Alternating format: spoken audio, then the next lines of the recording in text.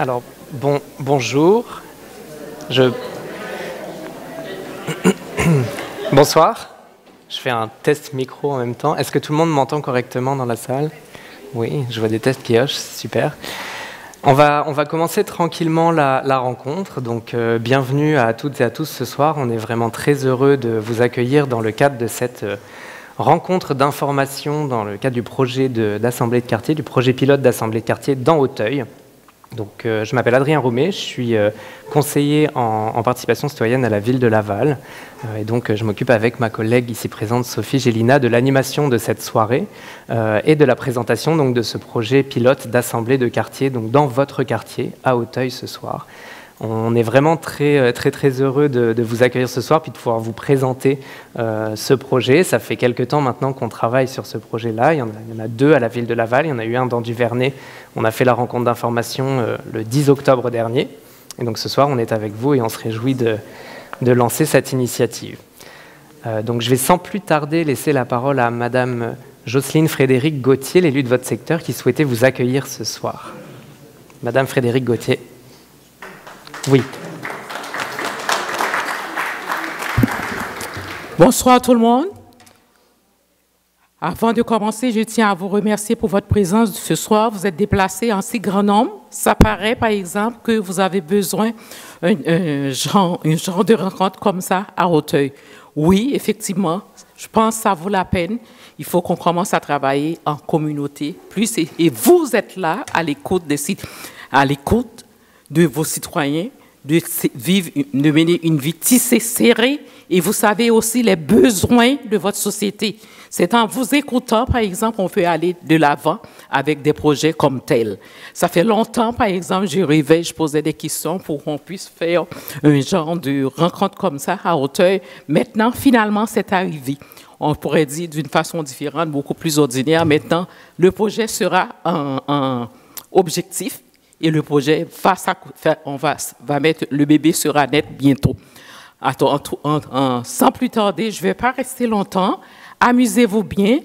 C'est une façon d'écouter très bien. Prenez des notes, parce que ces notes-là, vous en aurez besoin pour poser des questions, pour aller de l'avant dans le projet. Parce que Auteuil a besoin de vous.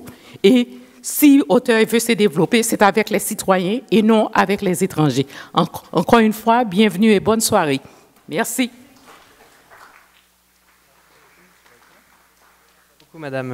Merci beaucoup, Madame Frédéric Gauthier. Et je vais sans plus tarder laisser la parole maintenant à Monsieur Alexandre Warnet. Vous êtes élu au conseil municipal donc dans le quartier de Laval des Rapides et vous êtes membre associé du comité exécutif en charge de l'innovation sociale et de la participation citoyenne. La parole est à vous. Merci beaucoup. Donc, c'est vraiment un plaisir pour moi d'être là ce soir, justement comme responsable de la participation citoyenne à la ville de Laval, parce que c'est quelque chose qui est extrêmement important pour nous. Vous allez découvrir ce soir, puis je pense que c'est important pour vous si vous êtes ici ce soir, vous êtes déplacés en cette belle soirée très douce. J'ai même enlevé mon chapeau. Je me disais, il fait pas assez chaud, il fait pas assez froid pour... On est bien aujourd'hui. Fait que merci d'être là dans une belle soirée. Une rencontre d'information pour l'Assemblée de quartier d'Auteuil. L'Assemblée de quartier, honnêtement, si aussi on s'est déplacé deux élus ce soir, c'est parce que c'est un projet chouchou pour l'administration. Et ce soir, c'est un plaisir de représenter M. le maire Stéphane Boyer, qui ne pouvait pas être des nôtres. Alors, vous savez peut-être, dans la foulée de la Journée internationale de la démocratie, le 15 septembre dernier, la Ville a annoncé le lancement d'un projet pilote de 2 assemblées de quartier. Duvernay, ça a été mentionné. Et vous, Auteuil. Puis là, je prends une petite pause pour dire, là, il y a 28 unités, des sous-quartiers dans la ville, puis vous êtes 2 sur 28 à avoir été choisis. Fait que je pense que vous êtes vraiment chanceuses et chanceux que Auteuil est dans les toutes premières assemblées de quartier de Laval. Alors, c'est quoi ce patente-là? Bien, vous allez découvrir tout au long de la soirée, mais déjà, je peux vous dire que c'est une instance de participation citoyenne qui marque une étape de plus dans le fait que la Ville veut se rapprocher des citoyennes et des citoyens, veut être à l'écoute, mais non seulement à l'écoute, veut donner davantage de pouvoir à ces citoyens et ces citoyennes. Donc, c'est une instance qui est indépendante de la Ville. C'est la Ville qui le crée, mais ça devient votre instance. C'est une instance qui est non partisane, donc ce n'est pas une autre place pour faire de la politique municipale. Au contraire, on veut entendre les gens qui n'ont pas le privilège d'être au conseil municipal, on veut sortir de la dynamique partisane pour être avec les gens du quartier, pour vous donner une voix, vous donner plus de pouvoir, vous donner d'un budget aussi pour faire des projets concrets. Donc, c'est ça aussi, cette nouvelle initiative-là, c'est vous donner le pouvoir, parce qu'on croit que vous êtes les mieux placés pour savoir qu'est-ce qui se passe dans Auteuil, les mieux placés pour savoir qu'est-ce qui devrait se passer dans Auteuil qui ne se passe pas encore. Donc, cette instance de participation citoyenne, l'Assemblée de quartier, c'est une nouvelle instance de démocratie participative. Démocratie, maintenant, c'est plus juste voter, puis on espère que les élus vont faire une bonne job pendant 4 ans. Non, participative, ça le dit, c'est que vous allez participer encore davantage.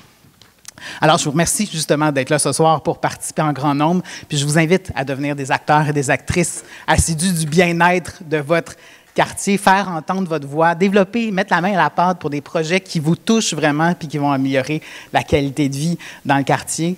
Je tiens à remercier les fantastiques experts de la ville de participation citoyenne qui ont travaillé d'arrache-pied très longtemps pour que ce soir soit une réalité. Donc, un grand merci.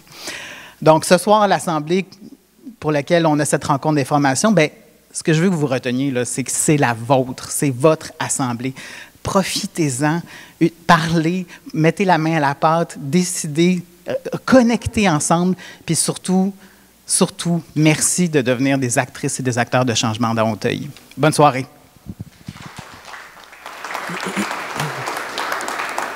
Merci beaucoup, M. Warnett. Merci beaucoup de soutenir cette innovation démocratique.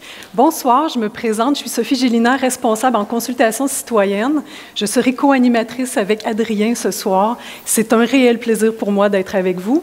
Effectivement, M. Warnett l'a dit, ça fait longtemps qu'on travaille sur ce projet-là, donc on est vraiment content d'être là, ici, ce soir. Alors, allons-y, avant d'aller tout de suite là, dans le cœur de la présentation, quelques éléments de contexte pour comprendre dans quoi s'inscrivent les assemblées de quartier.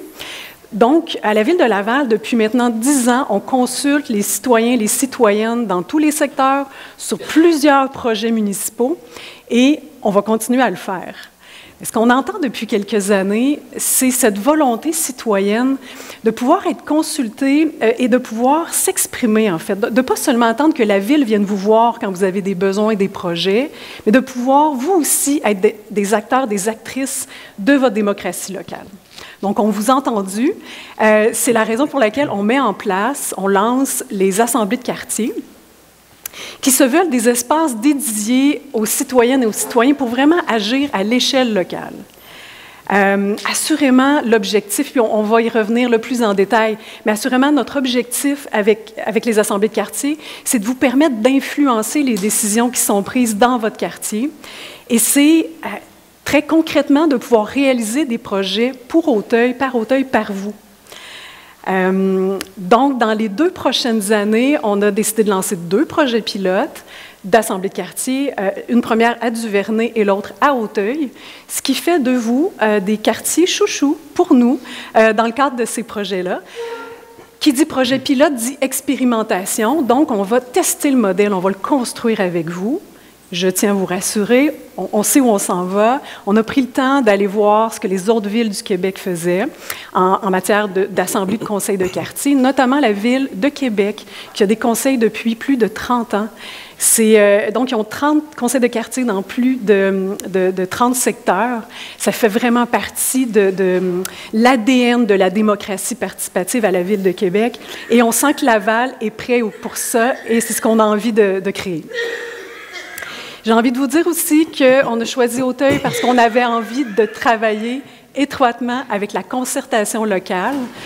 Donc, je la remercie. Je remercie la concertation locale. Ça nous permet d'être sur le terrain avec vous. Alors maintenant, je vais vous présenter les objectifs de notre soirée. Ils sont très simples et très importants. Donc, présenter le modèle d'assemblée de quartier, vous informer des prochaines étapes de l'initiative et surtout, on va se garder un bon moment pour répondre à vos questions, échanger avec vous. Merci beaucoup. Merci beaucoup, Sophie. Et donc, pour l'ensemble de cette soirée-là, nous, on avait envie, les assemblées de quartier, c'est un modèle de participation citoyenne et on voulait que la soirée de ce soir commence déjà à être interactive. Donc, on vous propose tout au long de la soirée, on va avoir des moments ponctuellement dans lesquels on va vous solliciter à répondre à des questions sur un outil numérique. Donc, vous pouvez y accéder en scannant directement le code QR qui se trouve ici à l'écran. On a aussi des collègues qui sont dans la salle, il y a Diane là-haut avec les feuilles pour vous apporter le code QR ou vous aider à accéder à la plateforme numérique. Vous pouvez aussi demander à vos voisins dans la salle, vos voisines dans la salle de vous aider à accéder à l'outil. Et en fait, grâce à cet outil-là, on va vous poser des questions et puis vous allez pouvoir répondre et les résultats de vos contributions vont s'afficher directement à l'écran.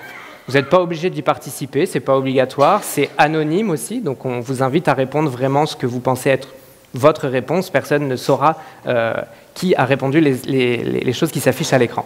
Donc là, vous avez le code à l'écran et je passe à la prochaine diapositive pour lancer le sondage sur votre écran. Donc là, vous pouvez répondre à la première question qui nous anime ce soir. On avait envie de vous sonder un petit peu sur la façon dont vous vous sentez ce soir vis-à-vis du projet. Donc vous avez plusieurs options pour cette première rencontre sur l'Assemblée de quartier dans Auteuil. Je me sens, est-ce que vous vous sentez à l'aise avec le projet? Est-ce que vous vous sentez plutôt sceptique, curieux, enthousiaste? Est-ce que vous êtes plutôt surpris ou surprise, excité, mécontent? Ou est-ce que vous êtes indifférent? Donc vous pouvez directement pointer sur l'image pour nous partager votre sentiment de ce soir vis-à-vis de ce projet. On va vous laisser un petit instant. Je vois qu'il y a encore des gens qui veulent accéder à WooClap. Prenez votre temps, puis levez la main aussi pour que nos collègues puissent vous identifier. Parfait. Oui, ça s'en vient, ma collègue Diane, parce que si on... Le code QR arrive. Mais vous allez voir, une fois qu'on a le code, après ça, on est bon pour la soirée. Après, ça roule tout seul. Ouais, ça va fermer l'image. Si je retourne au code QR, ça va fermer le sondage, mais il y a mes collègues qui vont venir vous montrer le code QR pour que vous puissiez y accéder. Hop. Sandra?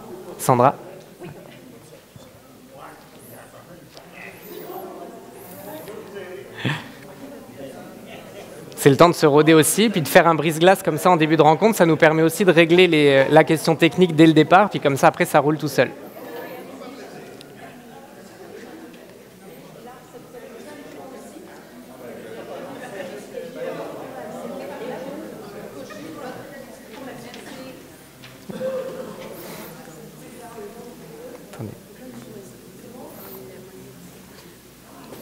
Super. Et à chaque question prochaine, le code QR va s'afficher à nouveau, donc vous pourrez, si vous n'avez pas eu le temps à cette question-là, l'utiliser à la prochaine question. Alors, je me permets de regarder un peu vos premières contributions. Je vois qu'il y a beaucoup de curieux et de curieuses ce soir, beaucoup de personnes qui sont aussi à l'aise avec le projet. On a une personne qui est enthousiaste, c'est bien. Moi aussi, je me sens très enthousiaste à l'idée de vous présenter ce projet ce soir. Je vois aussi qu'il y a 3 personnes qui sont sceptiques.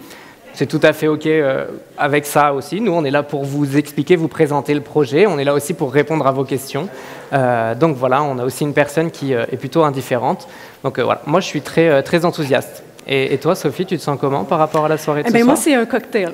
Je suis à la fois curieuse, enthousiaste, surprise, excitée et très heureuse d'être avec vous. Bon, c'était pas une option, mais quand même. Merci beaucoup. Alors, pour lancer pour ce coup d'envoi des assemblées de quartier, on a eu envie d'inviter une personne avec qui on pourrait échanger puis avoir un entretien qu'on qualifie d'inspirant. Pourquoi cet entretien serait-il inspirant? Parce que c'est une personne, on a invité une personne qui observe, analyse et même participe activement à enrichir, à dynamiser la démocratie et notamment la démocratie locale. Donc, c'est vraiment le sujet de notre soirée.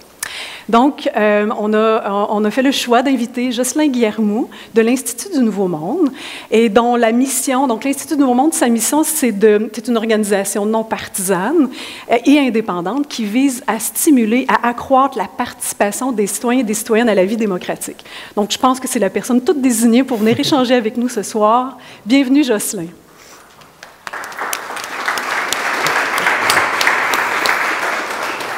Alors, je vais commencer par une première question, Jocelyn. À l'Institut du Nouveau Monde, vous êtes des acteurs clés qui observez la démocratie locale depuis des dizaines d'années. De quelle façon vous accueillez cette initiative des assemblées de quartier à Laval? Pour être très direct et commencer de façon positive, on accueille ça, on dit que c'est une excellente nouvelle. Mais je ne suis pas là pour être direct ni positif ce soir, parce que permettez-moi aussi de commencer par vous raconter le contexte dans lequel ça s'inscrit, et notamment le contexte international.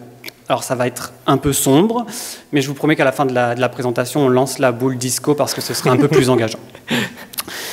Vous savez certainement qu'à l'international, les démocraties sont en net recul. Elles régressent partout dans le monde depuis, disons grosso modo, le début des années 2000. Et selon l'indice de démocratie qui est fait par The Economist, le journal britannique, près de 40% de la population mondiale vit dans un régime autocratique, autoritaire, voire très autoritaire. C'est énorme. Seulement 8% de la population mondiale vit dans une démocratie qui serait dite complète ou à part entière. Alors ce déclin, il est documenté partout dans le monde à travers ces grands indices internationaux qui prennent notamment en compte des indicateurs comme la liberté d'expression, l'organisation d'élections libres et indépendantes, l'indépendance de la justice, etc. Alors vous me direz effectivement, le Canada fait partie des bons élèves. C'est une démocratie qui est dite complète, donc dans les 8% de la population mondiale. Mais le Canada vit aussi une diminution de sa cote. On est passé, donc aujourd'hui on est à la 13e place en 2013-2014 de cet indice international, alors qu'on était à la 5e place en 2020, donc il y a seulement 3-4 ans. Les États-Unis, les voisins du Sud, sont également passés d'une démocratie complète à une démocratie partielle en 2016, et ça pour plusieurs raisons, dont l'extrême polarisation, la perte de protection des libertés civiles et des libertés des minorités aussi, des dysfonctionnements du gouvernement. Au Québec, on se sent quand même en bonne position. Deux personnes sur 3 sont assez satisfaites de leur démocratie, selon un sondage CROP-INM pour l'État du Québec 2023. Mais en même temps, 18%, soit une personne sur 5 au Québec, est perplexe quant aux vertus de notre système démocratique. Il y a carrément 15% de la population qui croit au moins à une théorie du complot. C'est quand même assez important pour le souligner. La dimension pour laquelle les résultats de satisfaction sont les plus bas, c'est la capacité d'influencer les décisions des gouvernements. Donc les gens, ils voient mal comment ils peuvent exercer une quelconque influence sur leurs élus. Il y a même 48% des Québécois et des Québécoises qui pensent que les élus ne sont pas suffisamment à l'écoute des citoyens et des citoyennes. Donc, comme je vous le dis, le Québec et le Canada ne sont pas épargnés donc, par cet effritement démocratique. Il y a plusieurs raisons. Je vous ai parlé de polarisation croissante. Ça arrive aussi au Québec et au Canada. On se polarise de plus en plus sur des questions comme les questions de genre, l'immigration, l'indépendance du Québec, l'environnement, tout plein de sujets qui polarisent. Ça ne nous empêche pas de nous parler, mais quand même, ça polarise. On constate aussi ici une désinformation qui est croissante, notamment dans le Canada anglophone, qui reçoit énormément de polarisation et de désinformation du voisin du Sud.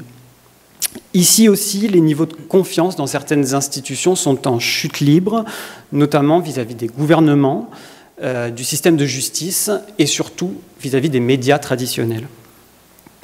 On constate aussi de l'intimidation à l'égard de la classe politique et médiatique. Vous n'êtes pas sans savoir qu'il y a des centaines d'élus locaux qui sont partis dans les dernières années, qui ont démissionné. Pareil pour la qualité du débat informationnel qui est en chute libre et l'accès à l'information. La destruction de nos systèmes démocratiques figure même parmi les 10 perturbations auxquelles les décideurs doivent se préparer. C'est une récente étude du Policy Horizon Canada qui nous dit même que la perturbation la plus probable dans un avenir très très proche, là on parle de 3 à 5 ans, c'est que les gens ne vont plus être capables de distinguer le vrai du faux. C'est assez incroyable.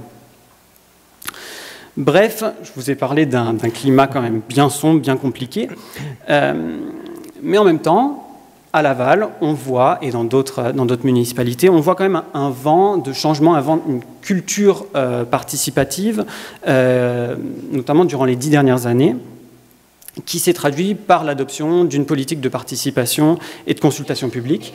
Il y a aussi une multiplication des initiatives pour vous faire participer en tant que citoyennes et citoyens aux décisions publiques.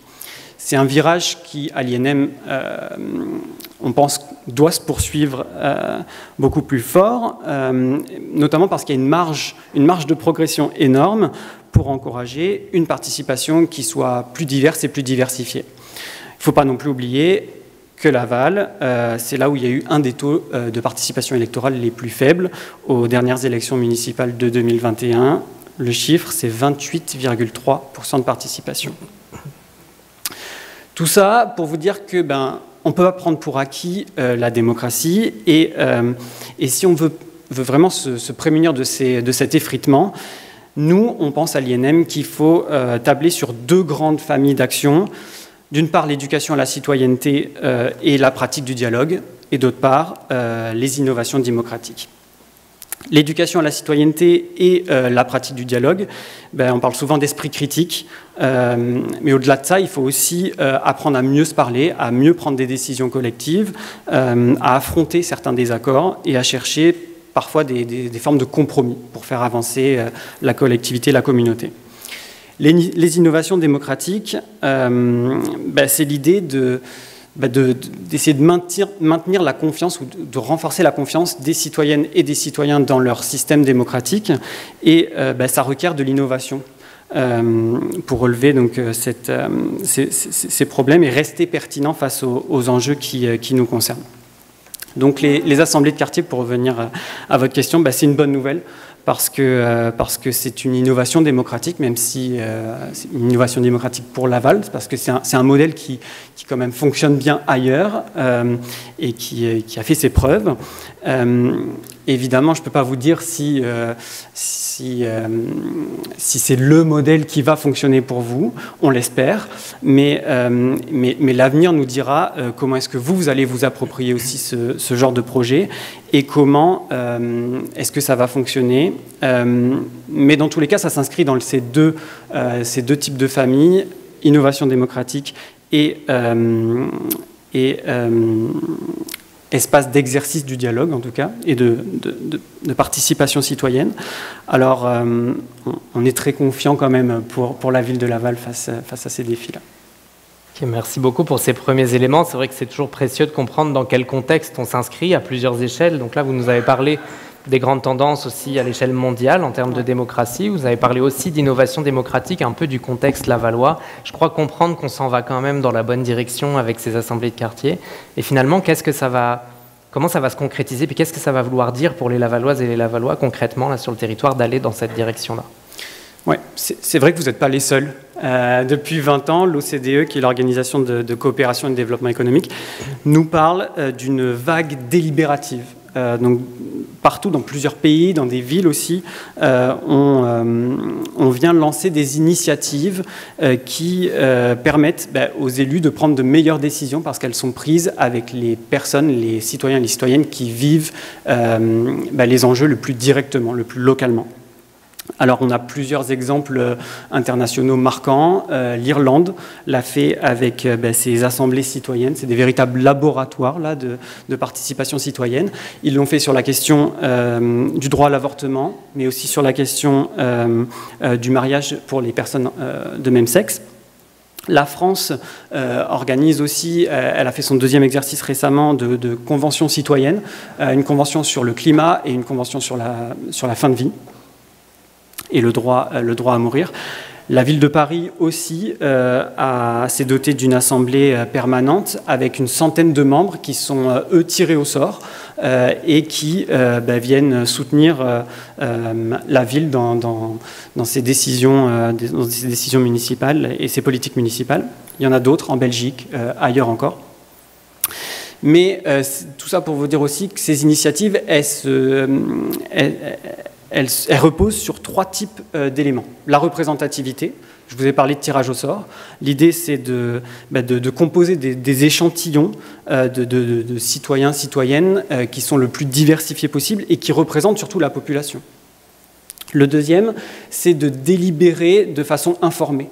Donc on prend des décisions parce qu'on a les bonnes informations, parce qu'on a rencontré des experts et des expertes, parce qu'on est devenu expert de son milieu aussi et qu'on est capable de voir la plus grande image possible de la situation. Et la troisième, c'est l'institutionnalisation de ces démarches. Donc c'est une reconnaissance officielle par la ville ou la municipalité.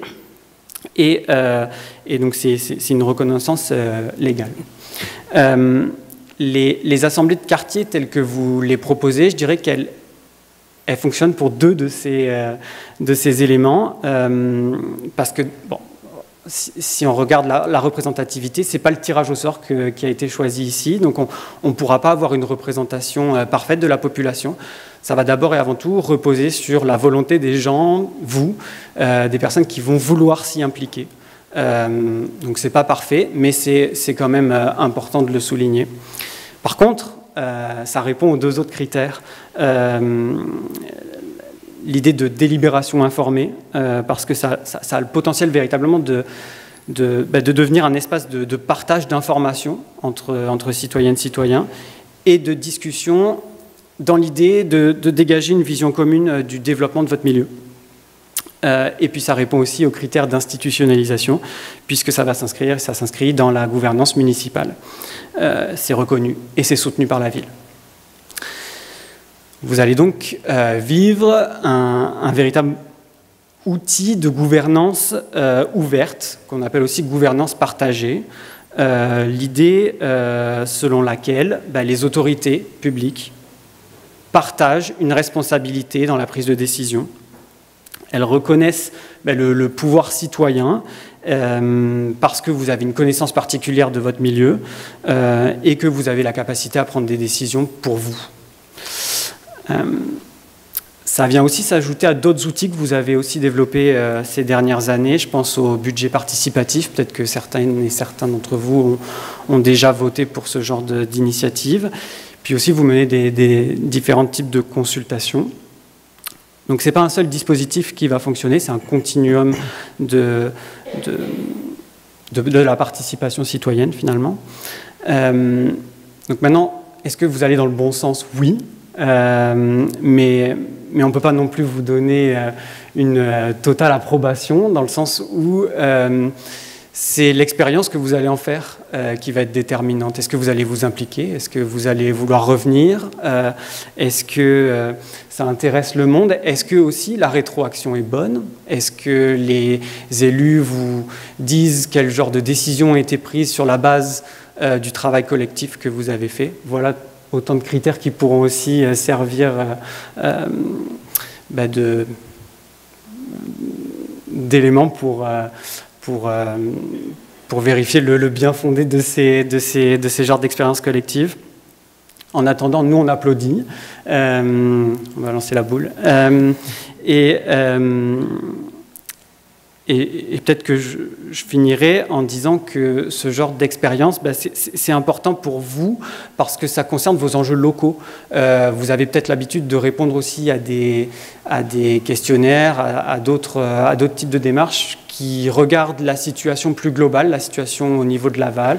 Là, vous avez l'occasion de répondre à des objectifs qui sont le plus proches de vous. Ça va permettre de vous rapprocher aussi de vos élus locaux, peut-être de renforcer la confiance qu'il y a et puis de la compréhension mutuelle qu'il peut y avoir entre vos représentants et vous-même. Parce que ce qui est important, c'est de regarder la démocratie, oui, pendant les périodes d'élection, mais pas que.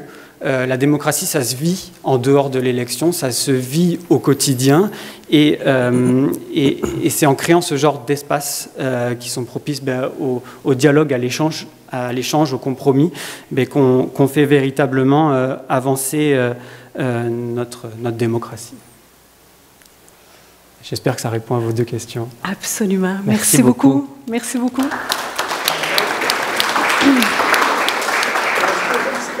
Bien, on va avoir une super belle période de questions si vous voulez attendre. Oh non, il reste là, Jocelyn. Eh bien non, on ne le laissera pas partir comme ça. mais on va avoir un très beau moment d'échange et de questions. Donc, gardez-la, s'il vous plaît, on y arrive. Juste avant, vous voudrez vous présenter, parce que là, on en parle des assemblées de quartier, mais on ne vous l'a pas présenté encore.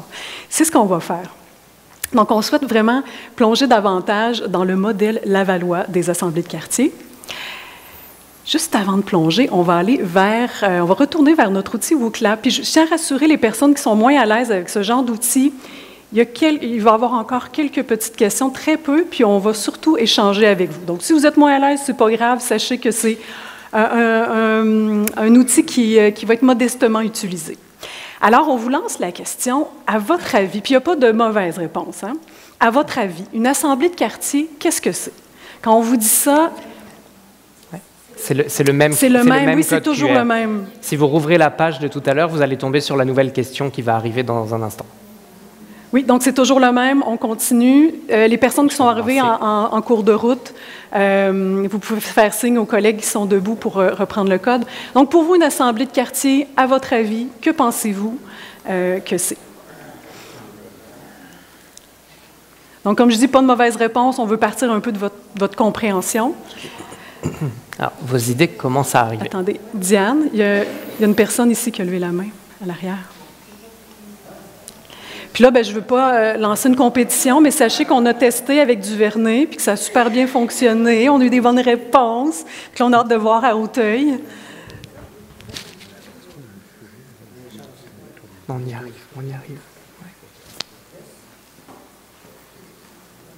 Alors, il y a des réponses qui commencent à rentrer tout doucement. Continuez à les envoyer, puis nous, on va en prendre compte au fur et à mesure. Alors, qu'est-ce qu'on a? Informer la ville, moment d'échange. Des échanges d'idées, une expérience participative. Je vois aussi des idées de co-construction.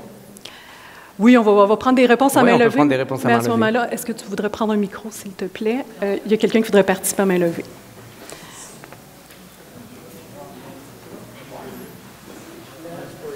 Pour améliorer la qualité de vie du quartier, tout à fait.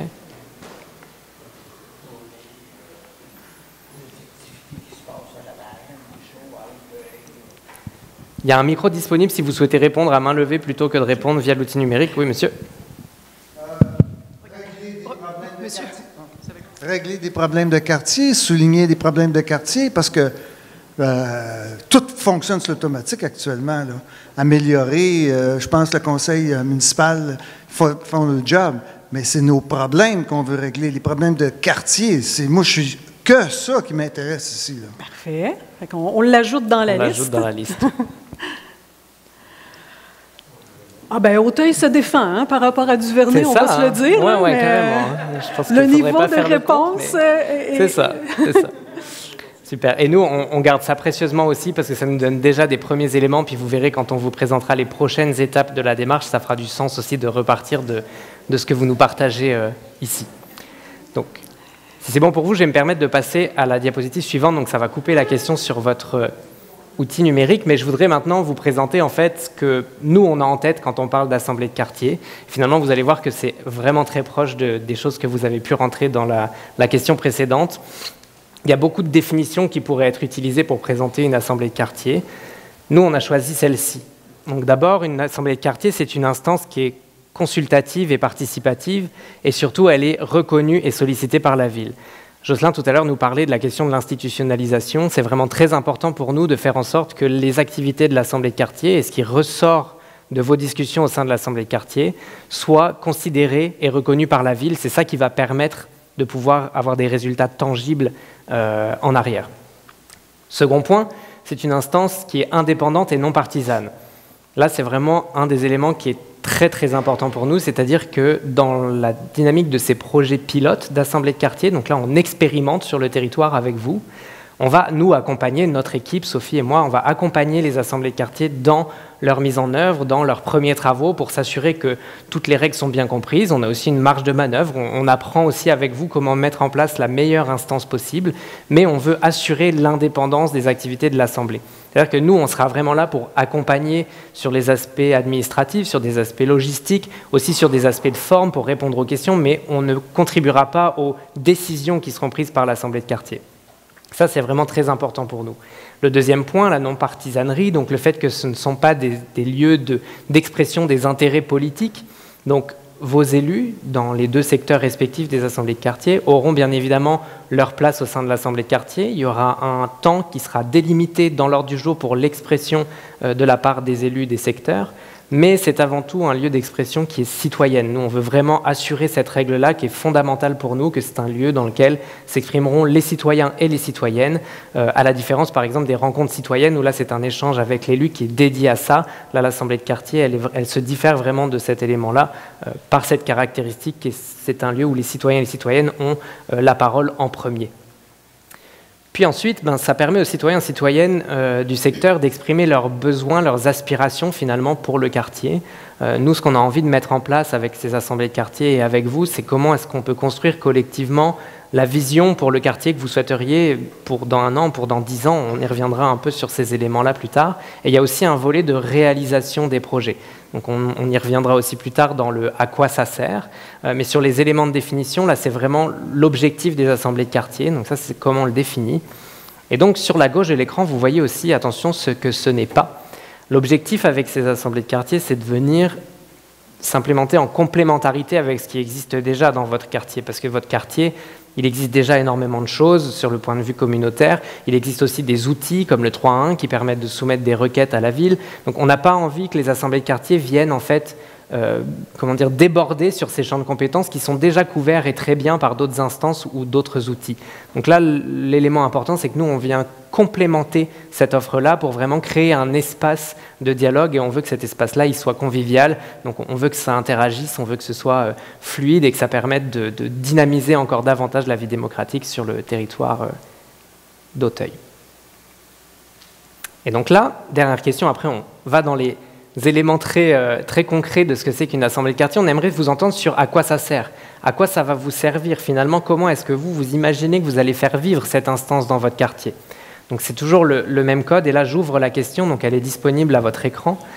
Donc selon vous, à quoi sert une assemblée de quartier ?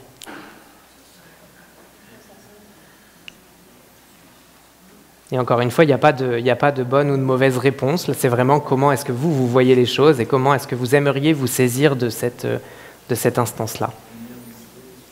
On vous fait travailler ce soir, hein? Ah, oui.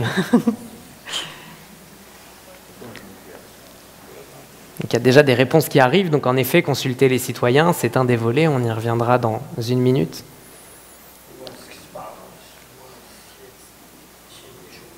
Si vous avez besoin d'accéder au code QR, on a la feuille disponible ici. Si vous voulez contribuer à main levée, c'est disponible aussi. On a un micro. OK, là, il y a beaucoup de choses qui arrivent en même temps. Donc, souligner nos besoins, échanger, identifier des lacunes. Pardon. Non, mais j'ai aimé faire valoir nos désirs. Ouais. Ça inspire. Bonifier la vie du quartier, en effet. Bon, c'est encourageant, en tout cas, toutes ces réponses-là. Réfléchir des solutions, ouais. Offrir une voix aux citoyens.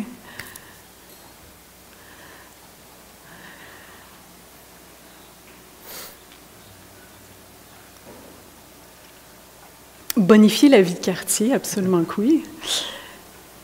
Création de projet, waouh, OK, c'est...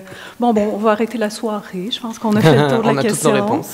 Vous êtes des super participants. Vous avez tout compris, en fait. Oui, c'est ça. OK, super. On vous laisse encore quelques secondes pour les dernières personnes qui souhaitent remplir. Je pense que c'est bon, on peut aller de l'avant. Et alors, Sophie, à quoi ça sert? À quoi ça sert?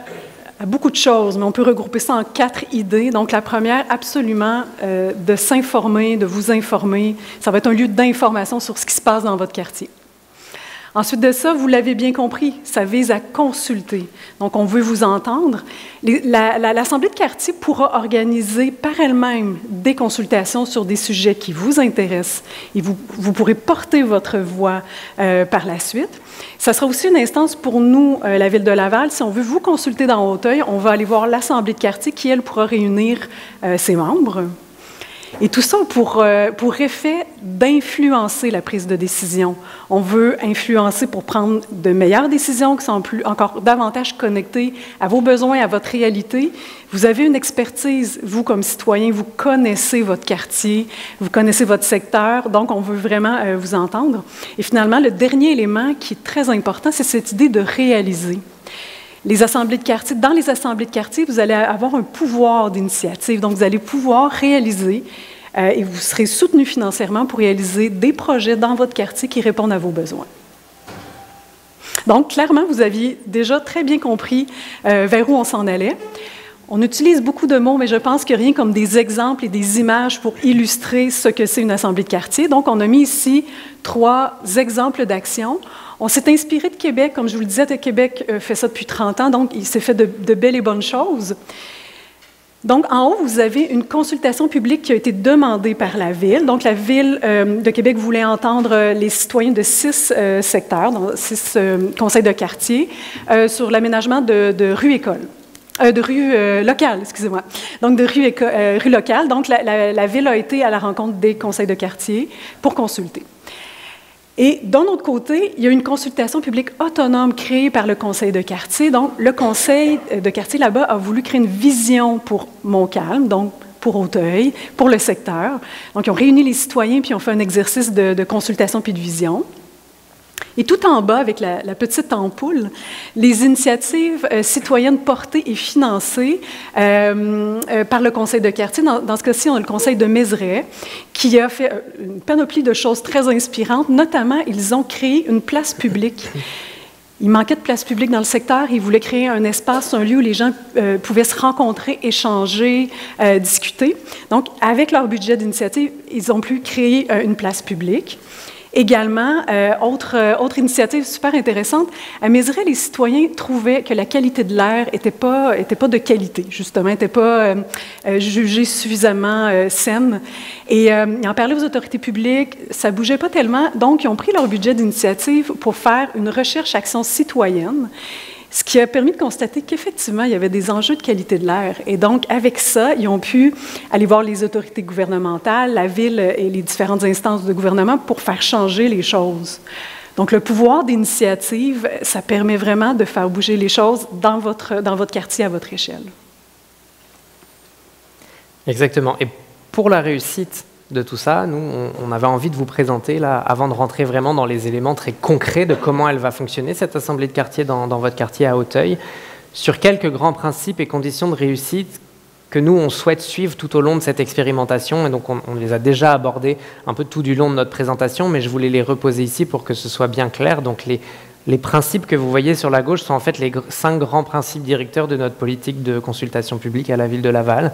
Donc l'accessibilité de l'information, l'action dans la durée, la diversité de la participation, très important, l'ouverture et l'équité dans la participation, puis la prise en compte de la participation et de vos contributions dans la prise de décision ensuite. Puis, dans le côté orange de l'écran, sur la droite, les conditions de réussite, en fait, c'est un peu des principes que nous, on a voulu rajouter spécifiquement dans le cadre des assemblées de quartier. Je les ai déjà un peu mentionnés tout à l'heure. Il y a la question de l'autonomie, l'indépendance. Il y a la question de la complémentarité avec ce qui existe déjà dans le secteur, qui est vraiment un élément central et avec lequel on travaille dur aussi avec nos différents partenaires sur le territoire, la concertation locale, avec le fiduciaire aussi de l'assemblée de quartier. La non-partisanerie et l'indépendance, ça j'expliquais tout à l'heure, le positionnement des personnes élues au sein de l'instance. L'engagement des parties prenantes, vous le verrez un petit peu plus loin, on veut faire en sorte dans ces assemblées de quartier que l'ensemble des parties prenantes qui œuvrent sur le territoire soient représentées au sein de cette assemblée de quartier. Donc à la fois les citoyens, mais il y a aussi tout le milieu économique, il y a toute l'action communautaire aussi, le milieu communautaire qui doit avoir une voix au sein de ces discussions, au sein des assemblées de quartier. Donc ça c'est vraiment très important. Et enfin le dernier point, et puis Jocelyn l'a un peu soulevé aussi dans sa présentation, c'est la question de la mobilisation finalement. Une instance citoyenne comme celle-ci, on a besoin aussi qu'il y ait des gens qui participent. Donc là, on est très heureux de voir ce soir que vous êtes venus en nombre et on espère que ça va continuer sur cette pente-là. Ça fait partie des conditions de réussite de l'Assemblée de quartier si on veut pouvoir tirer un bilan positif de ces expérimentations d'ici 2 ans. Il faut assurer que la mobilisation soit là tout du long du projet. Et donc maintenant qu'on vous a présenté énormément d'éléments très conceptuels sur la théorie de ce que c'est qu'une assemblée de quartier, on va rentrer un peu plus dans le fonctionnement, concrètement, ce que ça veut dire une assemblée de quartier et concrètement comment ça va marcher à Auteuil. Encore une fois, je prends un pas de recul, on souhaitait faire cette première partie de présentation pour s'assurer que toutes et tous, on est au même niveau de compréhension du contexte dans lequel on s'inscrit avant de rentrer dans la nécessité et finalement le cœur et l'essence de cette assemblée de quartier dans Auteuil.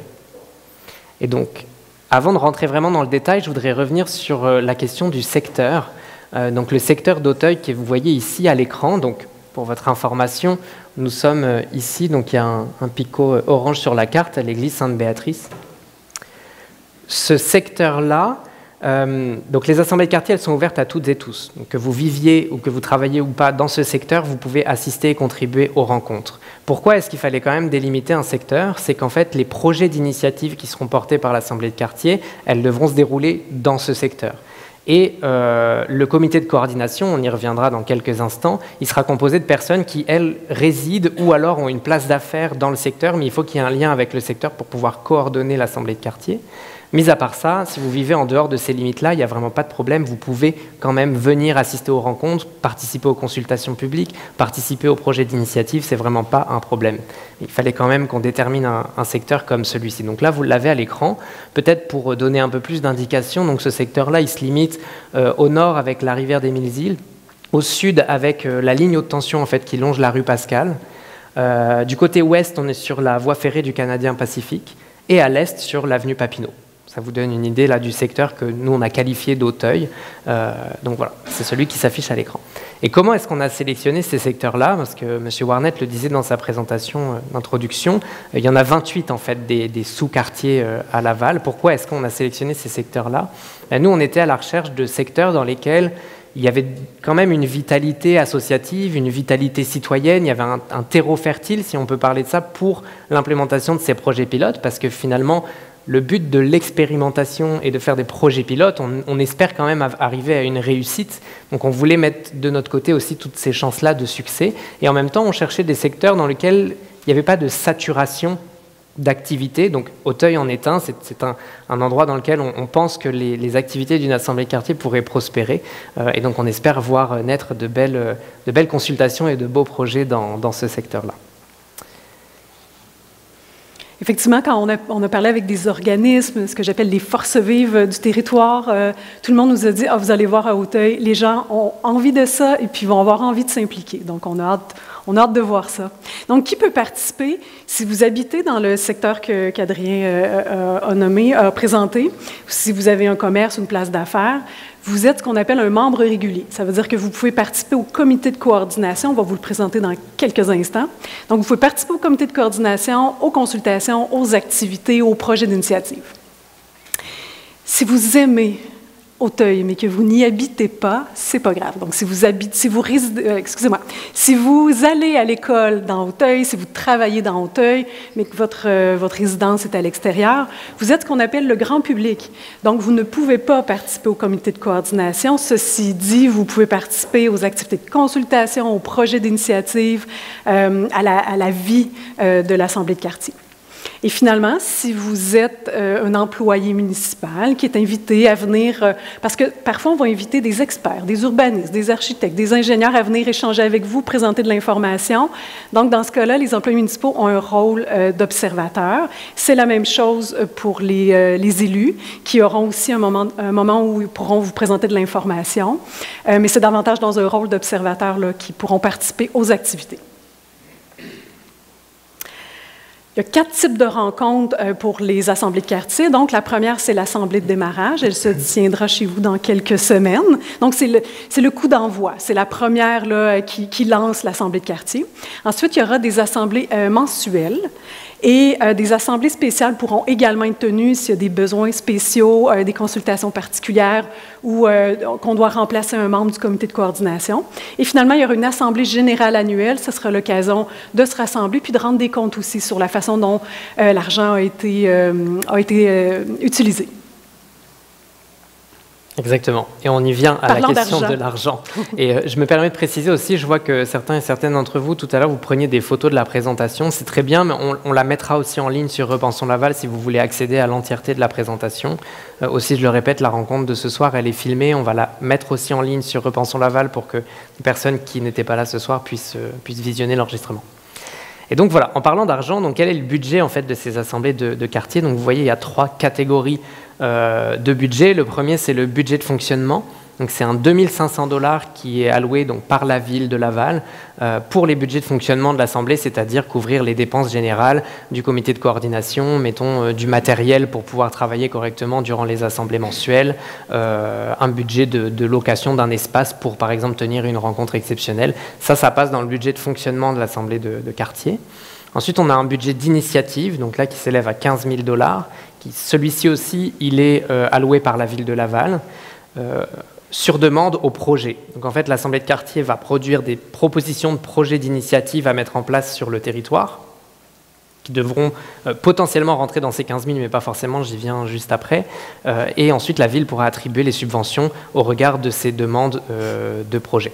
Et ensuite, financement externe. Donc là, on a mis sans limite parce qu'en effet, l'Assemblée de quartier, donc c'est encore une fois une instance indépendante qui n'est pas rattachée à la ville, a la possibilité d'aller chercher des fonds à l'externe pour réaliser des projets qui, par exemple, dépasseraient 15 000 $, donc ne peuvent pas être couverts par le budget qui est alloué par la ville, ou alors un projet de fin d'année. On a déjà dépensé au sein de l'Assemblée de quartier les 15 000 $ de budget alloué par la ville dans l'année pour X ou Y projet. On a quand même envie d'en mettre un dernier en place dans l'année. On peut aller chercher des fonds supplémentaires à l'externe.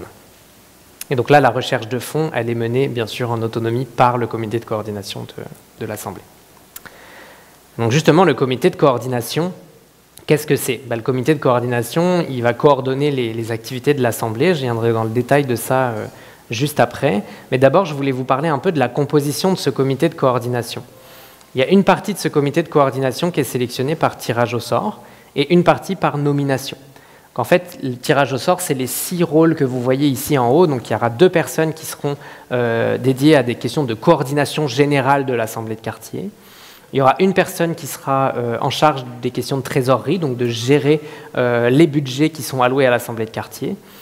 Une personne qui sera gardienne du temps et de la parole. Donc là, encore une fois, on vous le disait tout à l'heure un peu en introduction, on aimerait que les assemblées de quartier soient des lieux qui soient dynamiques, mais qui permettent aussi à toutes et tous de participer à un niveau égal. On sait qu'il y a certaines personnes, des fois, qui ne se sentent pas forcément à l'aise de contribuer. Donc on veut qu'il y ait une personne dans le comité de coordination qui soit en charge d'assurer qu'il y ait une équité dans la participation au sein de l'Assemblée de quartier et qu'on puisse avoir une représentativité optimale des personnes qui sont présentes dans la salle. Et ensuite, il y a 2 autres rôles là, qui sont sélectionnés par tirage au sort, qui sont un peu plus particuliers, des rôles de représentants. Donc un représentant du monde vivant. Donc là, on entend des questions de biodiversité, du non-humain, d'aller représenter par la parole, en tout cas de contribuer à porter la voix de ce qui n'est pas humain, donc sortir un peu d'une position où on se centre sur nous-mêmes et on essaye d'ouvrir un peu notre esprit à prendre en compte ces éléments-là dans la décision. Et dans la même dynamique, il y a une personne qui représentera la jeunesse et les générations futures. Donc là, l'idée est de se dire, en fait, quand on prend une décision aujourd'hui, peut-être qu'elle aura un impact dans 10 ans, peut-être qu'elle aura un impact dans 100 ans, peut-être qu'elle aura un impact dans 1000 ans, et certainement d'ailleurs qu'elles auront des impacts. Donc là, c'est intéressant d'aller voir comment on peut essayer de sortir aussi un peu de notre vision d'aujourd'hui pour aller chercher un autre angle d'attaque sur les choses qu'on veut mettre en place. Donc ça, c'est ce qui se passe pour le tirage au sort qui aura lieu, je vous le rappellerai à la fin, mais pendant l'assemblée de démarrage de votre assemblée de quartier qui aura lieu le 25 novembre prochain. Donc ça aura lieu en direct à ce moment-là et on ouvrira les candidatures dès maintenant pour que vous puissiez, si vous le souhaitez, candidater au sein du comité de coordination. Puis ensuite, il y a 2 autres rôles dans le comité de coordination par nomination. Pourquoi ? Donc on aura une personne représentant la concertation locale. On vous l'a dit tout à l'heure, on travaille étroitement avec la concertation locale pour mettre sur pied ces projets d'assemblée de quartier. Donc on trouve ça vraiment normal qu'il y ait une position dans le comité de coordination qui soit dédiée à la concertation locale. Alors évidemment, l'objectif de ce rôle dans le comité de coordination, en fait, c'est de venir porter, pas une voix individuelle au sein du comité de coordination, mais bien d'assurer l'arrimage avec ce qui se passe dans le milieu communautaire, dans le quartier. On ne voudrait pas en fait créer un silo citoyen avec des choses qui se déroulent au sein d'une assemblée de quartier, puis à côté que la concertation locale et les organismes communautaires fassent des choses qui pourraient être décuplées si elles étaient faites ensemble. Donc là, cette personne-là va avoir un rôle central en fait pour avoir une vision d'ensemble sur ce qui se déroule des deux côtés. Puis, pareil pour le milieu économique, on sait aujourd'hui que le milieu économique est un élément central de nos vies. On l'a particulièrement remarqué, je pense, pendant la pandémie, on s'en rend compte. Donc on veut aussi qu'il y ait quand même une certaine approche économique à ce comité de coordination. Donc évidemment, toutes les voix se comptent dans ce comité de coordination. Il n'y a pas de voix qui compte plus que les autres. Mais on voulait que ce soit le plus général possible et le plus représentatif de toutes les parties prenantes et de tous les enjeux du territoire. Et donc maintenant, pour les rôles et responsabilités de ce comité, donc, le premier volet, évidemment, c'est de coordonner les activités et l'administration et les finances de l'Assemblée de quartier pour assurer qu'elle roule bien pendant ces 2 années d'expérimentation. Le deuxième volet, c'est tenir et animer les rencontres. Donc, je le disais tout à l'heure, nous, à la Ville de Laval, on va accompagner au plus possible au début les assemblées de quartier dans leur mise en œuvre, mais à terme, dans une dynamique d'indépendance, l'objectif, c'est que le comité de coordination soit quasi 100% autonome dans la tenue de ces rencontres. Donc au début, Sophie ou moi, on sera là aussi pour soutenir le comité, animer les rencontres au besoin, mais à terme, ce serait quand même bien si les citoyens pouvaient aussi se porter volontaires pour le faire, à leur rythme, bien sûr. Ensuite, il y a bien sûr assurer l'écoute, la tolérance. Donc là, j'en parlais un peu avec le rôle de gardien du temps et de la parole, le respect des échanges dans le cadre de référence des assemblées de quartier qui est déjà disponible en ligne sur Repensons Laval. Il y a tout un chapitre qui est dédié aux règles de principe, donc notamment pour éviter les conflits d'intérêts, toutes ces choses-là. Le comité de coordination est garant de ces règles de principe-là et d'assurer la légitimité des activités de l'Assemblée de quartier et qu'on s'en va dans le bon sens et dans le respect de ces principes. Et enfin, le dernier élément, c'est garantir le respect de la mission de l'Assemblée. Donc la mission de l'Assemblée étant de contribuer à vivifier la démocratie sur le territoire, à consulter la population lorsque nécessaire et à mettre en place des projets qui seront structurants pour le territoire. Ça, c'est vraiment la mission du comité de coordination. Et je vous présente les prochaines étapes juste avant d'aller à la période des questions. Donc, préparez vos questions, vos commentaires. Donc, bon, aujourd'hui, c'est la rencontre d'information. Ensuite, assemblée de démarrage, qui est vraiment le coup d'envoi officiel, qui se tiendra le 25 novembre, ici même, à 19h. Les inscriptions sont déjà ouvertes sur Repensons Laval. Ensuite, suivra des formations sur la vie démocratique qui sera ouverte à tous et à toutes, et une formation pour le comité de coordination, pour bien vous accompagner dans votre rôle. Et première assemblée mensuelle se tiendra dès le retour des fêtes. Donc voilà les prochaines étapes. Et maintenant, nous allons aller vers la période de questions, période d'échange. Est-ce qu'il y a des éléments qui mériteraient d'être clarifiés, d'être approfondis? On a une première question ici. Puis, monsieur, je ne vous ai pas oublié, hein, vous aviez une question pour monsieur Guillermo? Ah, il n'est pas trop tard. Il est encore là, là. Je sais, il est encore là. Oui, on va y aller dans le micro, c'est nécessaire. Question pratico-pratique. Oui. Ça a passé vite, mais on dit que la portion sud du quartier, c'est Pascal. Oui, c'est la ligne haute tension qui longe... Moi, écoutez, je suis de Hauteuil, c'est mon quartier, mais là, je comprends que je ne suis pas considéré. C'est donc les limites du district électoral, si je comprends bien. C'est quoi le quartier Hauteuil? Non, ce n'est pas les limites du district électoral. Alors, je tiens d'abord à préciser que vous êtes considérés, les assemblées, elles sont ouvertes à tous. Oui, c'est vraiment pour la mise en place des projets. Mais moi, mon quartier, c'est pas ça, là. Mon quartier Hauteuil, c'est plus loin que ça. Plus bas que ça, vous voulez dire? Oui, c'est plus... Okay.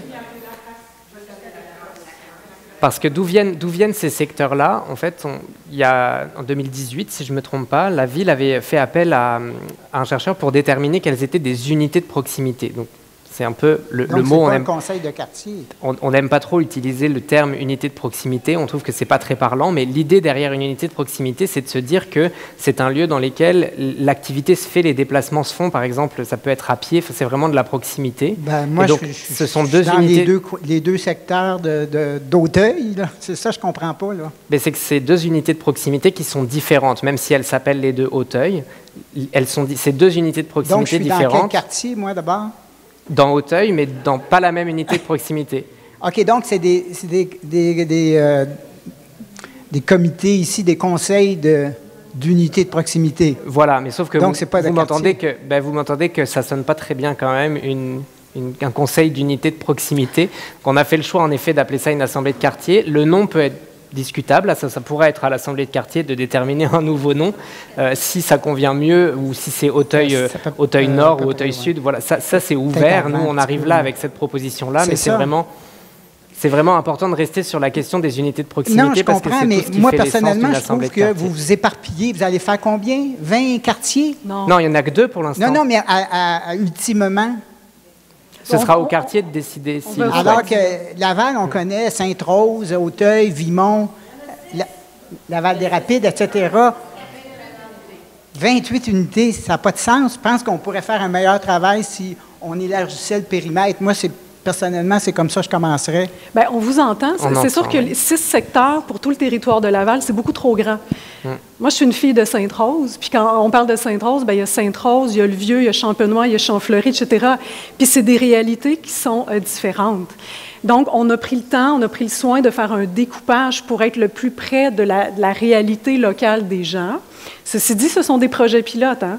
On teste 2 modèles, et dans certains cas, peut-être que si on élargit, on va se dire, ah, ben là, on va prendre 2 unités de proximité, puis on va en faire un tout. On y va, on teste, on apprend, on expérimente, puis on va voir qu'est-ce qu'on retient, qu'est-ce qu'on ne retient pas de ce modèle-là. Attendez un instant. Ben, il y avait madame au fond. C'est ça, puis ça prend le micro. Oui, bien après, parce que là... Est-ce que vous avez déjà fait cet exercice-là en ligne et que ça n'a peut-être pas marché? Quel exercice? Bien, je me souviens, moi, d'avoir vu, peut-être il y a à peu près 1 an, la même affaire, mais vous demandiez d'avoir des personnes qui seraient intéressées à aller sur ces comités-là. Attendez. Est-ce que ça n'a pas marché, votre affaire? Non, c'est pas ça. Probablement que vous parlez d'une autre initiative qui existe à la Ville, qui s'appelle les comités consultatifs. J'imagine que c'est à ça que vous... C'est pas la même chose? Non, c'est pas la même chose. Donc, les comités consultatifs, c'est sur une thématique, un sujet, un enjeu. Par exemple, il y a un comité consultatif pour les jeunes. Donc, on va trouver des personnes qui ont envie de participer. Ça avait rapport avec les quartiers, ça avait rapport avec des projets que les gens pouvaient... peut-être qu'on parle des budgets participatifs. À ce moment-là, les gens peuvent proposer des idées et les citoyens sont ensuite appelés à voter pour les idées. Mais pourquoi juste 2 quartiers? Je ne comprends pas. Je sais que vous parlez d'un projet pilote, là, qu'on est comme des... On est comme des guinea pigs, là. On voulait voir si les gens vont embarquer là-dedans. Moi, je peux vous dire, franchement, c'est compliqué, votre affaire. Puis je pense que personne ici est vraiment emballé de ce projet-là. Bien, je vous invite à parler en votre nom. Bien, puis ça sera aux autres à parler en leur nom. Moi, quand je suis venue ici, j'ai compris que c'était une soirée de consultation et non une affaire de projet de quartier et alouette, là. Non, franchement, vous avez très bien vendu votre salade parce que moi, je ne m'attendais pas à voir ça ce soir-là. Alors... Bien, on vous entend. J'entends votre avis. On va laisser d'autres personnes s'exprimer. Il y avait Louis. À vous, madame. Oui, bonsoir. Merci beaucoup pour la présentation. Moi, j'avais reçu le carton par la poste. J'avais lu, je m'étais informée sur le site web un petit peu, mais j'ai encore besoin d'éclaircissements par rapport à des exemples de projets. Moi, j'en ai un en tête, puis là, j'ai comme l'impression qu'il n'est peut-être pas rapport. Alors, si je pense à une compagnie qui est considérée dans un secteur industriel parmi un secteur résidentiel, est-ce que ça pourrait être un projet de trouver un autre endroit pour cette compagnie-là ou de mettre un encadrement, mais là, ce serait plus un encadrement législatif au niveau du bruit ou de la pollution visuelle. Est-ce que ça pourrait être fait dans ce cadre-là de projet ou non? Bien, c'est sûr que les lois et les règlements vont continuer à s'appliquer sur le territoire lavallois. Donc, en tout respect des lois et des règlements, on peut prendre le temps. Puis là, je sens que vous avez quelque chose en tête auquel je ne connais pas, là. Donc, on pourra prendre le temps d'analyser, de regarder, de vous entendre sur les préoccupations, peut-être même d'échanger avec des experts de la Ville pour voir s'il y a une marge de manœuvre ou non. Mais dans certains cas, on a des lois et des règlements à respecter par ailleurs. OK, merci. C'est bon. Monsieur? Merci. Bonjour. Bonjour. Étant donné les commentaires de madame, là, je trouve qu'à un certain point, mais comme vous dites, ce n'est sûrement pas partagé par tout le monde. Moi, ma question en est, vu que vous avez déjà eu l'expérience avec Duvernay, j'aimerais savoir quelles ont été vos conclusions de l'exercice qui a eu lieu à Duvernay. Comment que vous, là, après 1 mois ou 2 mois, vous l'avez perçu? Comment que ça a évolué dans ces 2 mois-là? Puis comment que vous percevez qu'est-ce qui s'est passé ici ce soir? Je vais juste rectifier, Duvernay, on les a rencontrés pour la première fois le 10 octobre, donc c'était il y a même pas 2 semaines, ouais, c'est ça. Mais on peut quand même vous faire un retour. Là, la soirée s'est vraiment bien passée, on a eu beaucoup d'enthousiasme au regard du projet, donc on est vraiment enthousiaste aussi pour lancer ça ici. On pense qu'il y a vraiment des belles possibilités de réussite, donc on va évaluer ça au fil de l'eau dans les 2 quartiers en même temps, parce qu'on vient de lancer en simultané. Oui, c'est ça. On avait, je crois, près de 70 personnes à Duvernay. Là, vous êtes plus de 50. Donc, c'est vraiment super. On est vraiment ravis. Puis un enthousiasme qui nous a surpris. Donc, on a accueilli ça avec joie. Là. Donc, voilà. Donc, à voir. Hein. Première rencontre d'information de Duvernay. Clairement, ça répondait à un besoin chez ces personnes. Donc, on verra pour la suite des choses. On vous tiendra informés de part et d'autre. Hein. On les tiendra informés d'Auteuil et de Duvernay. C'est ça. Et puis, il y a une page Repensons Laval pour chacune des assemblées. Donc, évidemment, vous pourrez consulter celle d'Auteuil qui vous concerne. Mais si vous êtes curieux ou curieuse, vous souhaitez aller voir ce qui se passe à Duvernay, tout est disponible aussi sur la page de l'Assemblée de quartier de Duvernay. Madame. Un peu dans le même sens que le commentaire de monsieur, on n'avait pas compris, quand on pensait Auteuil, on pensait que vraiment tous les gens du quartier d'Auteuil étaient impliqués. Fait que là, on se rend compte qu'on est hors limite. On est un peu déçus, mais cela dit, c'est une belle initiative quand même, mais peut-être l'indiquer pour la prochaine fois. Dans mes questions, je voulais savoir, en fait, dans les rôles pour le comité, on voit beaucoup le rôle à l'intérieur du comité comme tel et tout ça, mais après ça, pour faire vivre les initiatives plus loin à l'extérieur, pour contacter la ville ou autre, puis faire vivre ça, qui s'en occupe? Puis comment ça marche? Donc, finalement, votre question, c'est l'interlocuteur privilégié de l'Assemblée pour aller à la ville. Ce sera nous. On accompagne l'Assemblée de quartier. Donc, par exemple, moi, je serai présent à chacune des rencontres des 2 assemblées de quartier pour la mise en route de l'Assemblée, mais aussi pour faire le lien avec les services de la ville. Donc là, c'est pareil, on expérimente, on va voir comment est-ce qu'on met ça en place. On veut chercher les meilleurs processus possibles, à la fois dans notre collaboration avec l'Assemblée de quartier, mais aussi nous, en interne, comment est-ce qu'on fait pour gérer ces requêtes et puis ces résultats en fait, de consultation au sein de l'Assemblée de quartier. Mais voilà, c'est nous qui allons recevoir ça et on sera à l'écoute de toutes ces préoccupations. Diane? Oui, félicitations pour l'initiative. Je pense que c'est un moment unique aussi de penser comment travailler ensemble. Je pense qu'on va parler d'un projet pilote. Projet pilote, c'est ça, c'est expérimenter, essayer, tester, voir qu'est-ce que ça fonctionne, qu'est-ce que ça ne fonctionne pas. Donc, je pense que si les gens sont disponibles à tester, expérimenter, voir si c'est sa bonne démarche, et peut-être changer toute la zone qui a été choisie. Donc, des choses qui pourraient être discutées, mais il faut commencer. Donc, il faut commencer. Je pense que je suis d'accord pour commencer le processus. Et sinon, on arrête si c'est pas bon. Donc, il faut aller expérimenter. C'est ça. Vous avez dit au début, c'est un projet pilote. C'est pas quelque chose qui est prêt. Donc, on va collaborer ensemble. J'ai une question par rapport au tirage. Donc, les gens qui sont ici vont participer à ce type de tirage. Les gens qui ne sont pas ici, est-ce qu'ils pourront s'inscrire? Comment ça marche pour ce type de tirage qui a été choisi comme format pour commencer les comités? Merci. Mais en effet, très bonne question. Donc, on va ouvrir là en ce moment sur Repensons Laval. Si vous allez tout de suite sur Repensons Laval, sur la page de Repensons Laval de l'Assemblée de quartier d'Auteuil, il y a un formulaire d'inscription pour la réunion du 25 novembre, qui est l'Assemblée de démarrage. Donc là, ce formulaire-là d'inscription, ça vous permet de vous inscrire à cette rencontre, mais ça vous permet aussi, facultativement, de candidater au comité de coordination. Donc là, vous pourrez remplir ça en ligne. Donc évidemment, vous êtes ici, vous recevez l'information, donc vous allez pouvoir le faire directement. Les personnes qui s'étaient inscrites à la rencontre d'aujourd'hui et qui ne sont pas présentes pour X ou Y raison, on va aussi leur envoyer cette information-là pour qu'elles puissent candidater au comité de coordination. Et on va évidemment essayer de diffuser au plus large l'information de cette rencontre du 25 novembre, qui sera en fait la rencontre de fondation de l'Assemblée de quartier. Là, officiellement, votre Assemblée, elle prendra vie le 25 novembre prochain.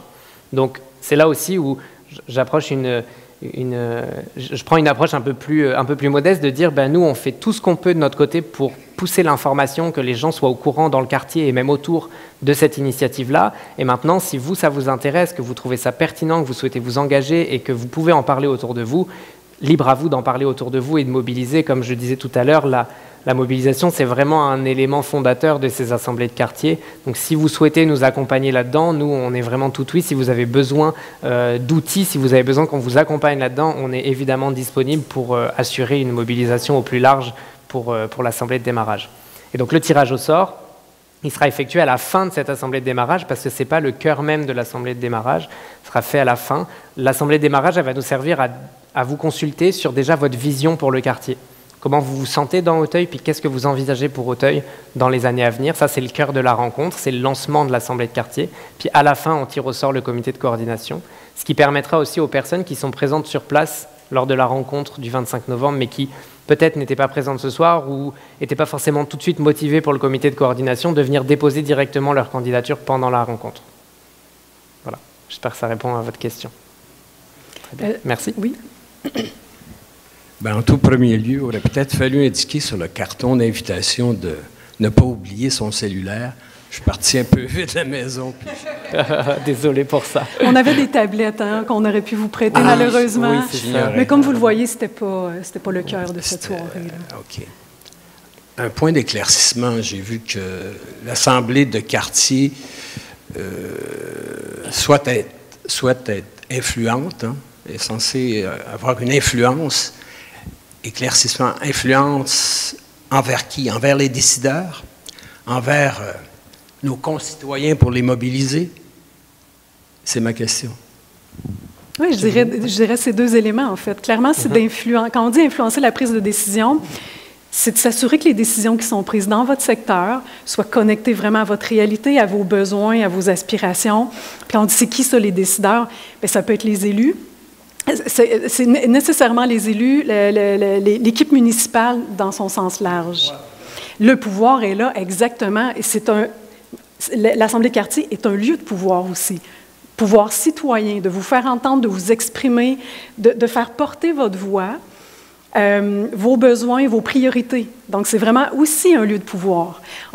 J'ai envie de le rappeler, ce n'est pas l'Assemblée de quartier de la ville de Laval. C'est l'Assemblée de quartier. Nous, on est à votre service, on va être là pour vous soutenir, vous épauler, mais c'est votre espace. Donc, c'est à vous de le prendre en main, de l'habiter, d'inviter des gens, de l'animer. Nous, on va vous fournir le contenant, mais le contenu, ça sera le vôtre. Puis aussi, effectivement, cette notion de s'influencer mutuellement. Donc, l'idée d'avoir des gens de toutes sortes d'horizons. C'est un lieu de dialogue, c'est un lieu de débat aussi. Si on a des divergences d'opinion, c'est le temps d'échanger, de partager, de développer une vision commune aussi pour le secteur. Donc, influence à tous ces niveaux-là. Merci à vous. Oui? Dans le quartier d'Onsic, Montréal, il y a un projet similaire qui a été mis sur pied et il y a eu un franc succès. Formidable! Connaissez-vous le nom de l'initiative? Non. OK. Bon, je vais essayer de le trouver à ce moment-là. Merci pour cette piste. Oui? Oui, bonjour. Bonjour. Moi, à Auteuil, ça fait 33 ans que je vis ici. Et sur le boulevard des Laurentides, il y a une résidence pour personnes âgées que ça fait 3 ans que c'est fermé. Là, je me pose la question parce que moi, j'ai travaillé là 18 ans. Et le gouvernement l'a fermé pour ouvrir des nouveaux CHSLD tout neufs, puis ils l'ont comme barré. Puis, ce CHSLD-là, ils ont eu 2 offres pour acheter cette bâtisse-là. Et là, je ne sais pas c'est quoi le nom, mais il y a quelque chose en arrière qui ont comme refusé que ça soit vendu à ces places-là. Je ne sais pas si vous savez le nom, Space, quelque chose dans ce style-là. Là. Puis je me demandais s'il y avait moyen de faire quelque chose avec ce belle bâtisse-là. Là. C'est vraiment une belle bâtisse. Je trouve qu'à Auteuil, c'est quelque chose qu'on devrait s'occuper de ça. Là. En tout cas, c'est un immense terrain, c'est quelque chose de vraiment formidable. Moi, j'ai passé 18 ans là, à vivre là, avec les personnes âgées et tout. Est-ce que c'est quelque chose qui peut se faire dans ça? Est-ce qu'on peut aider pour ça? Pour ce cas de figure-là, on n'a pas l'information pour vous répondre ce soir, parce que là, je ne sais pas si c'est de propriété privée, municipale. Oui, donc, c'est ça. Là, qu'il faudrait. Donc, comme ça, à chaud, je ne suis pas en mesure de vous dire ce terrain-là, précisément, qu'est-ce qu'on peut en faire. C'est sûr qu'à court terme, puis j'ai envie de le répéter, si vous avez des questions parfois, pour des questions très précises pour votre propriété ou pour une propriété dans le secteur, il existe toujours le canal du 3-1. Donc, l'Assemblée de quartier ne va pas venir remplacer le 3-1. Ça ne sera pas le lieu où on pose les questions ou qu'on amène nos enjeux. Donc, dans ce cas-ci, on n'a pas la réponse pour vous. Le 3-1 demeure une excellente source d'information pour des questions de ce type-là. Le 3-1. Oui, le 3-1-1, sur le web, ça s'appelle Mon dossier. Donc, c'est la façon de rejoindre la ville. C'est la façon de communiquer avec la ville pour poser nos questions puis avoir des réponses. OK, parce que ça me tient à cœur, puis je trouve que ça fait 3 ans que c'est à vendre, là, puis il n'y a rien qui se passe. Okay. Je trouve ça effrayant. D'accord. Merci. Oui. Madame là-bas, puis il y a monsieur ici aussi devant. Bonjour. Bonjour. J'ai la difficulté à comprendre un petit peu l'aspect du budget qui est attribué à ça versus le comité que vous allez mettre en place. Est-ce que ces budgets-là, c'est comme plus pour le divertissement? Parce que je trouve bien un peu l'exemple de Madame en avant. Tu sais, ils vont donner un petit budget de 2500 pour l'administration, admettons, un 15 000, mais par exemple, le comité souhaiterait un festival. C'est-tu eux qui vont s'auto-gérer le festival? Par exemple, je ne sais pas, moi, il y aurait quelque chose de plus grand ici. On voudrait avoir des jeux d'eau dans tel parc, mais 15 000, ça n'arrivera jamais. Est-ce que ces gens-là, ils peuvent juste en discuter puis le soumettre à la ville pour faire avancer un projet financé par la ville? C'est quoi la différence avec ces budgets-là? En effet, les budgets qu'on vous a présentés là, le 2500, vous l'avez bien résumé, c'est un budget d'administration, puis le 15 000 est un budget d'initiative. Alors c'est vrai qu'on pourrait se dire qu'avec 15 000, sur des initiatives beaucoup plus larges, on ne va pas pouvoir les mettre en place. Donc le 15 000 va servir à faire des projets qui peut-être pourront rentrer dans cette enveloppe. Ensuite, il y a le financement externe. Si l'Assemblée de quartier et le comité de coordination souhaitent faire un projet qui dépasse les 15 000, parce qu'il y a plus d'ambition financière, en tout cas en ce qui a trait à ce projet-là, il y a la possibilité d'aller chercher des fonds à l'externe. Mais ça, c'est au comité de coordination de décider de le faire, en autonomie, d'aller chercher des subventions à l'externe. Donc, ce comité-là ne servira pas à, exemple, choisir un parc, dire il y aurait l'emplacement, on voudrait pour les enfants d'avoir des jeux d'eau. C'est pas ça, là. C'est autre chose, parce qu'on s'entend que c'est pas eux qui vont aller chercher du financement pour rentrer dans un parc, ce genre de trucs-là.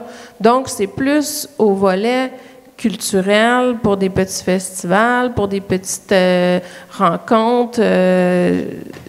L'Assemblée de quartier ne va pas remplacer la ville. Donc, la ville va continuer à animer ses parcs, à les gérer. Par exemple, vous nommez l'exemple du jeu d'eau.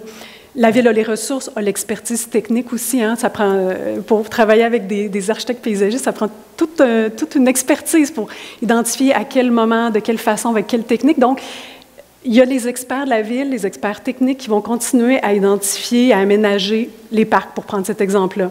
Ceci dit, je reprends l'exemple de Québec. Québec a aménagé une place publique éphémère avec leur budget d'initiative citoyenne, par exemple. Donc ça, c'est quelque chose qui est possible. L'idée, c'est d'agir en complémentarité avec la ville et avec les ressources locales. À Auteuil, il y a plusieurs organismes très actifs, très dynamiques, qui font déjà un excellent travail. Donc, ce n'est pas de venir concurrencer ou dupliquer quelque chose qui se fait déjà, c'est de faire quelque chose qui n'existe pas, ou un angle mort, ou un espace vide, qu'on se dit, hey, nous, comme citoyens, il me semble qu'on pourrait l'investir, ce lieu-là, ou il me semble qu'on pourrait, il nous manque, vous nommez festival, ça pourrait être super intéressant, une fête de quartier, une fête de voisinage, puis là, je ne m'avance pas trop loin parce que je sais qu'il y a des choses qui se font dans votre secteur, et donc, je répète, l'idée, c'est pas, s'il y a déjà une fête de quartier, l'idée, c'est pas de la remplacer. Peut-être que c'est de faire autre chose qui va répondre à des besoins locaux. Donc, on agit vraiment en complémentarité avec ce qui se fait déjà dans votre secteur. Ceci dit, puis juste pour compléter, ceci dit, si à un moment donné, vous vous questionnez comment ils sont aménagés nos parcs, puis pourquoi là, il y a des jeux d'eau, là, il n'y en a pas, c'est tout à fait possible pour nous d'inviter nos collègues des services à venir vous expliquer comment sont réfléchis l'aménagement des parcs, peut-être même qu'est-ce qui s'en vient dans les parcs, qu'est-ce qui est prévu dans les 5 prochaines années dans les parcs. Donc ça peut être aussi une occasion d'échange. Vous pourrez, puis vous partager avec les experts de la ville vos souhaits, vos préoccupations. C'est une belle source de dialogue et d'interaction avec la ville. Pour compléter juste là-dessus, avant de passer à la prochaine question, je voulais aussi dire par rapport à notre rôle à nous spécifiquement dans ces assemblées de quartier, justement, on va être là pour accompagner le comité de coordination pour déterminer quelles sont les meilleures choses à mettre en œuvre. C'est-à-dire que s'il y a un besoin, en effet, vous parliez des jeux d'eau tout à l'heure dans le parc, peut-être que ça va être notre rôle à nous de dire, attendez, en effet, ça va être compliqué pour vous, comité de coordination, de mettre ça vous-même en place. Par contre, nous, on peut faire circuler ça en interne. Peut-être qu'il y a des projets qui s'en viennent. Donc, la solution pour adresser cette préoccupation que vous avez dans votre quartier, c'est peut-être plutôt de faire une consultation avec la population du quartier pour comprendre les besoins. Et ensuite, ça devient un outil utile à la ville pour planifier en conséquence. Vous voyez, c'est là aussi où je répète le fait qu'on est en expérimentation, c'est qu'on veut voir comment ça se déroule avec vous. Et nous, on sera vraiment le rouage entre l'assemblée de quartier et les besoins qui émanent de la part des citoyens et des citoyennes et ce que la ville et les autres acteurs et actrices du territoire peuvent mettre en place. Et puis, j'ai envie de compléter sur une dernière chose.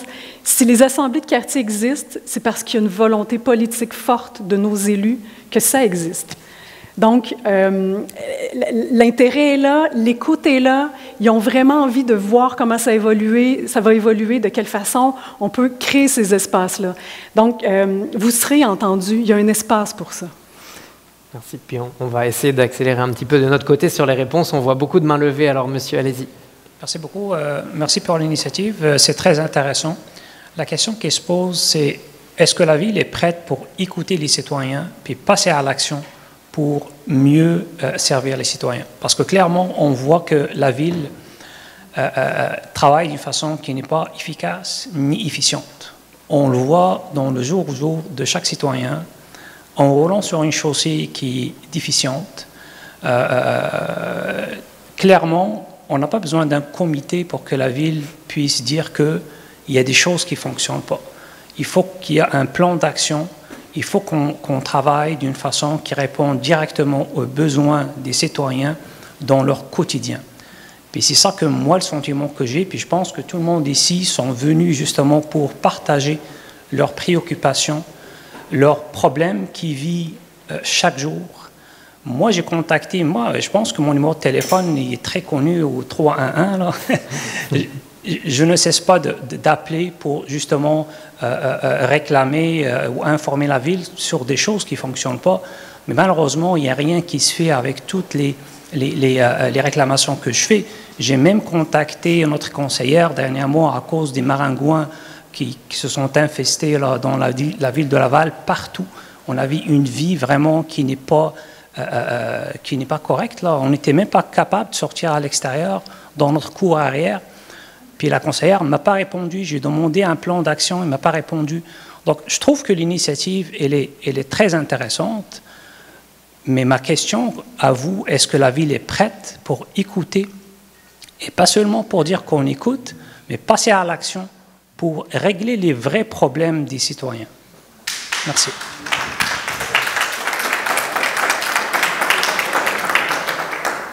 Je pense que Sophie, tu te disais une partie de la réponse avant, là, c'est les assemblées de quartier sont nées de la part d'une vraie volonté politique de la ville de mettre ça en œuvre. Donc on espère que ce projet-là répondra à ces attentes-là. Voilà, maintenant, c'est vrai que l'objectif principal des assemblées de quartier est justement d'aller chercher les préoccupations au plus près de votre quotidien. On revient sur les questions de limites. Il fallait faire un territoire qui était quand même restreint parce que justement, on voulait des enjeux ultra locaux. Donc voilà, on expérimente, on espère que ça fait partie de la réponse. Monsieur. Oui. J'aurais juste une question de fonctionnement, oui. Parce qu'on est une soixantaine. Je comprends qu'à la fin de l'assemblée de démarrage, il y aura 6 personnes tirées au sort. Mais s'il y a 60 personnes qui sont mobilisées, c'est toutes parce que probablement elles sont porteuses soit d'insatisfaction, soit d'idées qu'elles voudraient partager. comment on fait pour ne pas se restreindre à 10% du potentiel en tirant au sort 6 personnes sur 60, et à quel moment dans le processus, en fait, les 54 personnes non retenues peuvent fournir leurs idées dans le processus actuel, tel que prévu. Parce que si on est là, c'est qu'a priori, on a à peu près tous, chacun sa préoccupation ou son idée qu'on veut partager. Donc, à quel moment c'est prévu dans ce processus-là? Merci. Merci pour votre question. En fait, il y a 2 questions dans votre question. La première sur comment finalement ce comité de coordination va être représentatif là, des différentes voix qui souhaiteraient s'exprimer. Si je comprends bien, c'était un peu ça votre question. Nous, on va s'assurer avec le comité de coordination que les personnes parlent pour l'intérêt collectif. Là, ce qu'on veut, c'est si je fais partie du comité de coordination demain, en fait, je ne viens pas pour porter mes préoccupations à moi, mais je viens pour porter les préoccupations de l'ensemble de la population qui se présente aux assemblées. Parce qu'encore une fois, on est dans une dynamique d'assemblée ouverte à toutes et tous, mais ça dépend de la mobilisation. On ne peut pas avoir la présomption de dire que le comité de coordination va représenter la voix de tous les citoyens et citoyennes d'Auteuil. Ça représentera la voix des personnes qui souhaitent exprimer leur voix durant les assemblées de quartier. Donc la boucle est bouclée avec la mobilisation, vous voyez ? Donc en gros, c'est ça que nous, on veut mettre en place. Donc on va accompagner le comité de coordination au maximum avec des formations pour justement décentrer un peu ça et se dire, OK, là en fait maintenant je fais partie du comité de coordination, donc là je parle au collectif. Évidemment, j'ai le droit d'avoir mes idées, mais je dois toujours les mettre en perspective avec ce que j'entends au sein de l'Assemblée parce que c'est mon rôle au sein du comité de coordination. Donc ça, c'est la première chose. Et la deuxième chose sur comment est-ce qu'on va faire pour écouter l'ensemble des personnes présentes, en fait, tous les mois, le comité de coordination va se réunir de manière ouverte. Donc ces réunions du comité de coordination qui serviront à adresser les différents points qui seront à l'ordre du jour en fait, de l'Assemblée de quartier, elles seront ouvertes à toutes et tous. Il y aura des périodes d'échange qui permettront au comité de coordination de se dire « Ok, la population du quartier qui était présente ce soir, elle est réceptive comme ci ou comme ça par rapport à ce qu'on prévoit. Est-ce qu'il y a des ajustements à faire ?» Donc on va essayer d'avoir ça de manière roulante au moins une fois par mois. Ensuite, le comité de coordination est bien sûr libre de se réunir plus régulièrement s'il le souhaite. On ne veut pas non plus tomber dans quelque chose de trop astreignant pour les gens. Dans toutes les pratiques délibératives, on voit que quand il y a trop de réunions consécutives, on a du décrochage et c'est normal. C'est du temps qu'on donne aussi sur notre temps personnel pour s'investir. C'est important. Mais une fois par mois, c'est quand même une base régulière. À Québec, ils ont ce fonctionnement-là et ça semble fonctionner vraiment très bien. La participation est quand même au rendez-vous, donc on espère que ce sera pareil à Laval.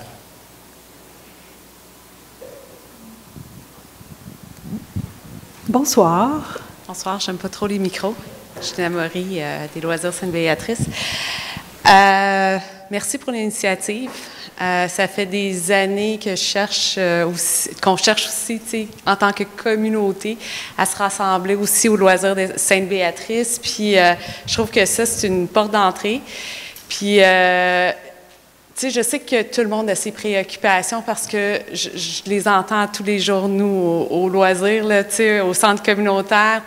On a plein de monde, on a 6 000 inscriptions par année. Puis, je veux dire, on les entend, vos préoccupations. Mais je pense que tous ensemble, on peut faire une différence.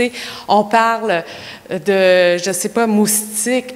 Si on est 10 à parler de moustiques, peut-être qu'on pourra envoyer une lettre, que ce soit à notre conseillère en disant, regarde, c'est pas juste moi, on est 20 à penser de la même façon. C'est ça le pouvoir d'influencer.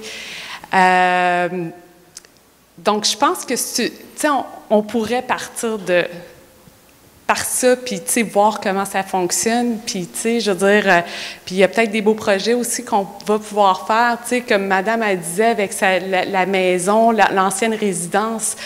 Oui, c'est vrai qu'avec 15 000 $, on ne pourra jamais acheter une maison, mais peut-être qu'on va pouvoir envoyer une lettre, encore une fois, à la Ville pour leur demander est-ce que la Ville pourrait acheter cette maison-là, puis, je ne sais pas, en faire une maison de la culture ou quoi que ce soit.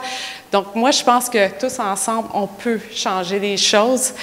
Puis, j'avais également une question. C'est le 15 000 $, est-ce qu'il est cumulatif si on ne le dépense pas la première année? Non, malheureusement non, il n'est pas cumulatif, donc ça permet d'avoir 15 000 $ disponibles maximum dans l'année. Donc si vous ne dépensez pas tout, en fait c'est pour ça aussi qu'on espère inviter l'Assemblée de quartier à dépenser les 15 000 $. On est dans une phase d'expérimentation, donc on ne voudrait pas que l'Assemblée de quartier finalement elle épargne. Donc ce qu'on voudrait c'est que l'Assemblée de quartier elle teste de mettre en place des projets sur le territoire. Donc de cette manière-là, ça incite à dépenser les 15 000 $. Est-ce qu'il y aurait une possibilité de sauver pour un plus gros projet éventuellement ou non, peut-être? Pour l'instant, c'est pas dans c'est bon. Ce ne sont pas les règles du jeu dont c'est doté. Mais merci, Gina, sur le commentaire, comme quoi c'est un espace, c'est un lieu de pouvoir pour les citoyens. Donc, effectivement, s'il y a la somme des préoccupations, si vous les mettez toutes et tous ensemble, votre voix, elle est beaucoup plus forte qu'individuellement. Bonsoir. Bon, moi, là, je venais ici, là, je pensais qu'on venait parler de nos problèmes. En fait, on est en train d'inventer quelque chose. Mais moi, je fais partie des jeux d'eau, c'est-à-dire les inondés d'Auteuil. Je vais vous expliquer vite fait. Là. Je pensais que c'était ça qu'on s'en venait ici. Là. Personne n'a parlé de ça. On a été inondés, puis solides, en 2018. On a fait une pétition. Ils n'ont pas débloqué les tuyaux. Les tuyaux sont complètement cimentés. C'est obstrué. C'est caché. On a été inondés, là, en 2024. Tous les sous-sols, toutes les rues ont été inondées. Moi, je pensais...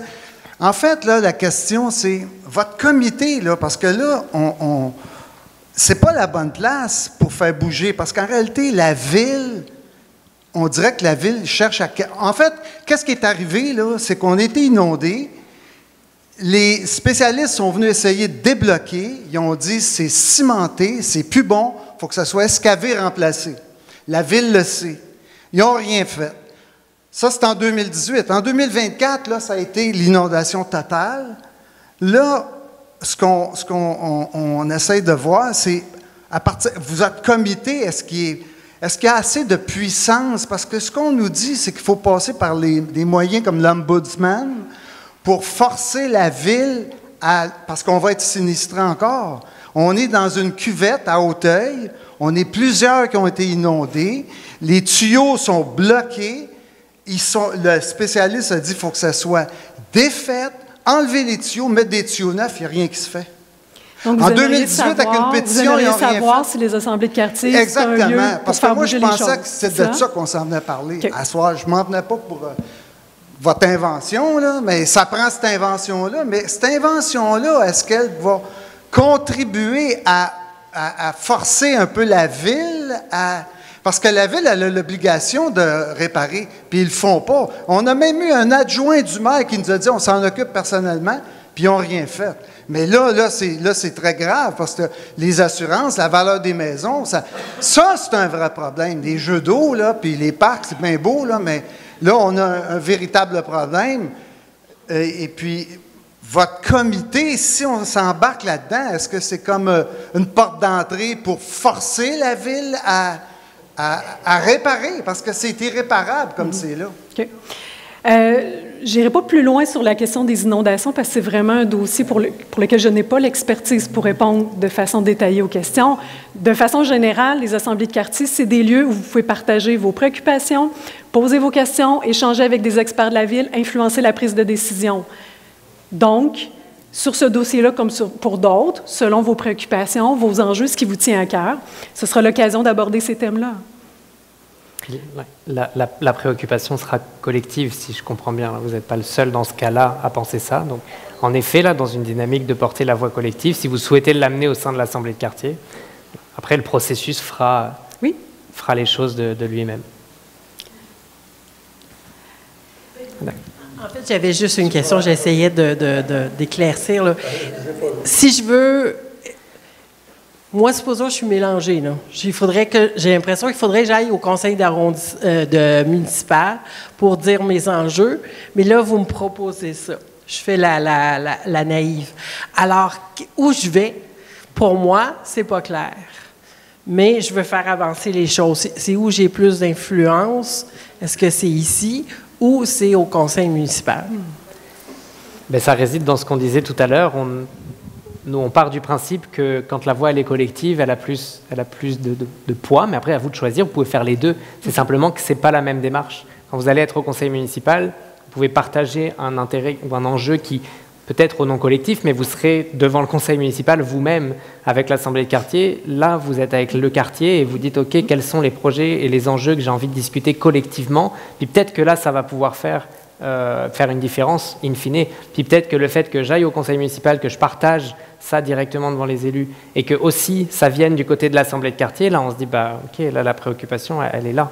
En fait, c'est ça, l'Assemblée de quartier, c'est vraiment porter une voix collective. Donc ça vous permet, c'est l'instance qui vous permet, l'instance avec un grand L, là, qui vous permet justement de collecter la voix des personnes qui sont autour de vous, qui vivent dans votre quartier et qui vous permettent d'en faire un enjeu collectif, si toutefois il est partagé avec l'ensemble du quartier.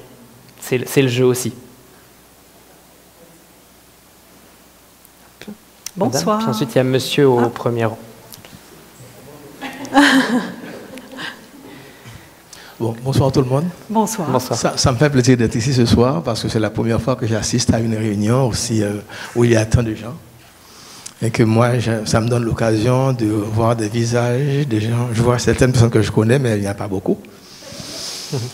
Et puis, moi, j'ai une question, disons, à deux volets. Le premier volet de la question, c'est que je me demande, lorsqu'on s'expose à faire un tirage au sort pour représenter tant de personnes sur un comité, est-ce qu'on va tenir compte, ou bien comme critère d'admission à participer à ce comité-là, est-ce qu'on tient compte de la compétence que la personne a à offrir, ou bien ça n'a pas d'importance? Est-ce qu'on tient compte de ça? Non. Parce que je crois que si quelqu'un, c'est à l'intérieur qu'il va apprendre des choses, il y a des réalités qui sont tellement complexes que le comité serait exposé à tourner en rond. Nous, Le comité serait exposé à tourner en rond. Je pense qu'il y a un critère qui manque, un ou des critères qui manquent. La seule expertise qui est nécessaire, c'est l'expertise citoyenne. Oui. C'est la seule expertise qu'on demande. Oui. Nous, ensuite, on accompagne le comité justement sur les aspects plus techniques. Oui, ce qui veut dire que... Le micro est fermé ou quoi? Non, on vous entend bien. OK, ce qui veut dire que certains représentants peuvent être des interlocuteurs muets par rapport à l'expertise de ceux-là qui sont en avant, qui peuvent prendre des décisions. C'est à ça qu'on s'expose aussi, d'après moi. Le deuxième aspect, s'il vous plaît, c'est que... le deuxième aspect, je parlais de... OK. Deuxième aspect... Oh, excusez-moi, là, j'ai un petit blanc de mémoire, je vais devoir passer le on peut répondre à ce premier élément-là, puis peut-être que votre question va revenir en cours de route.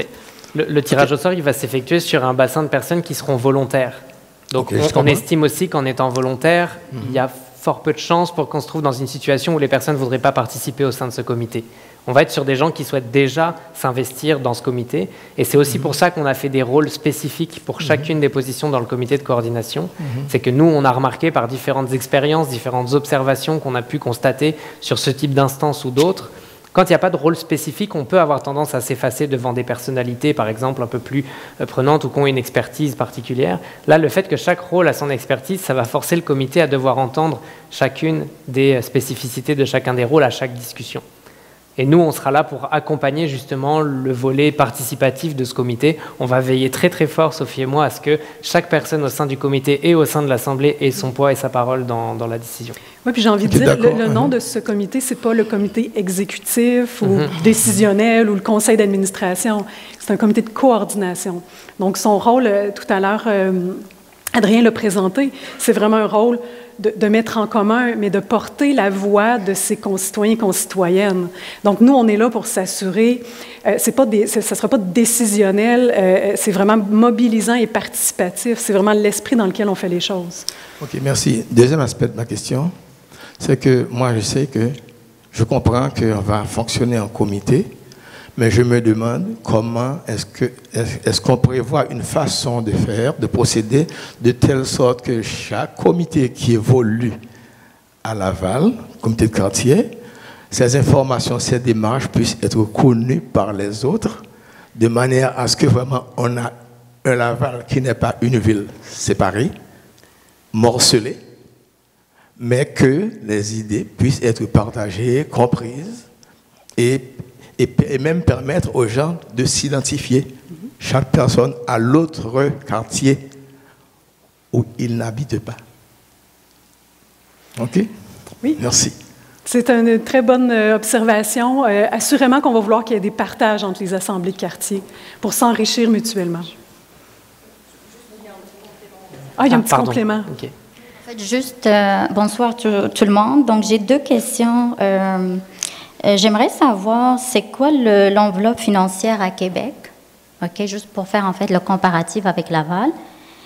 Et la deuxième question, j'aimerais juste en fait comprendre et m'assurer que j'ai bien compris, c'est que les assemblées en fait du quartier, ça va être une initiative à 100% citoyenne.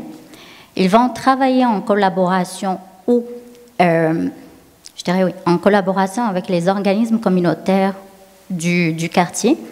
Mais j'aimerais que vous me dites en fait davantage où il y aura ce lien en fait séparatif entre les citoyens et les organismes en fait communautaires du quartier.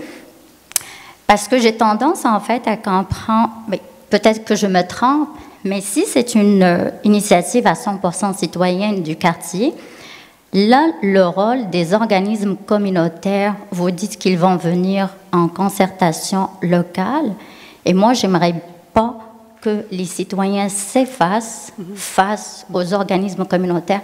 Donc, juste pour qu'on puisse en fait s'assurer et comprendre que c'est une initiative à 100% citoyenne, donc j'y tiens et je la répète et je veux que je sorte d'ici vraiment rassurée comme tout le monde. Merci. Je vais prendre le premier bout de la question sur Québec. On c'est dans les mêmes ordres de grandeur. On s'est vraiment, sur ces éléments-là, on s'est inspiré de Québec au niveau de l'enveloppe budgétaire.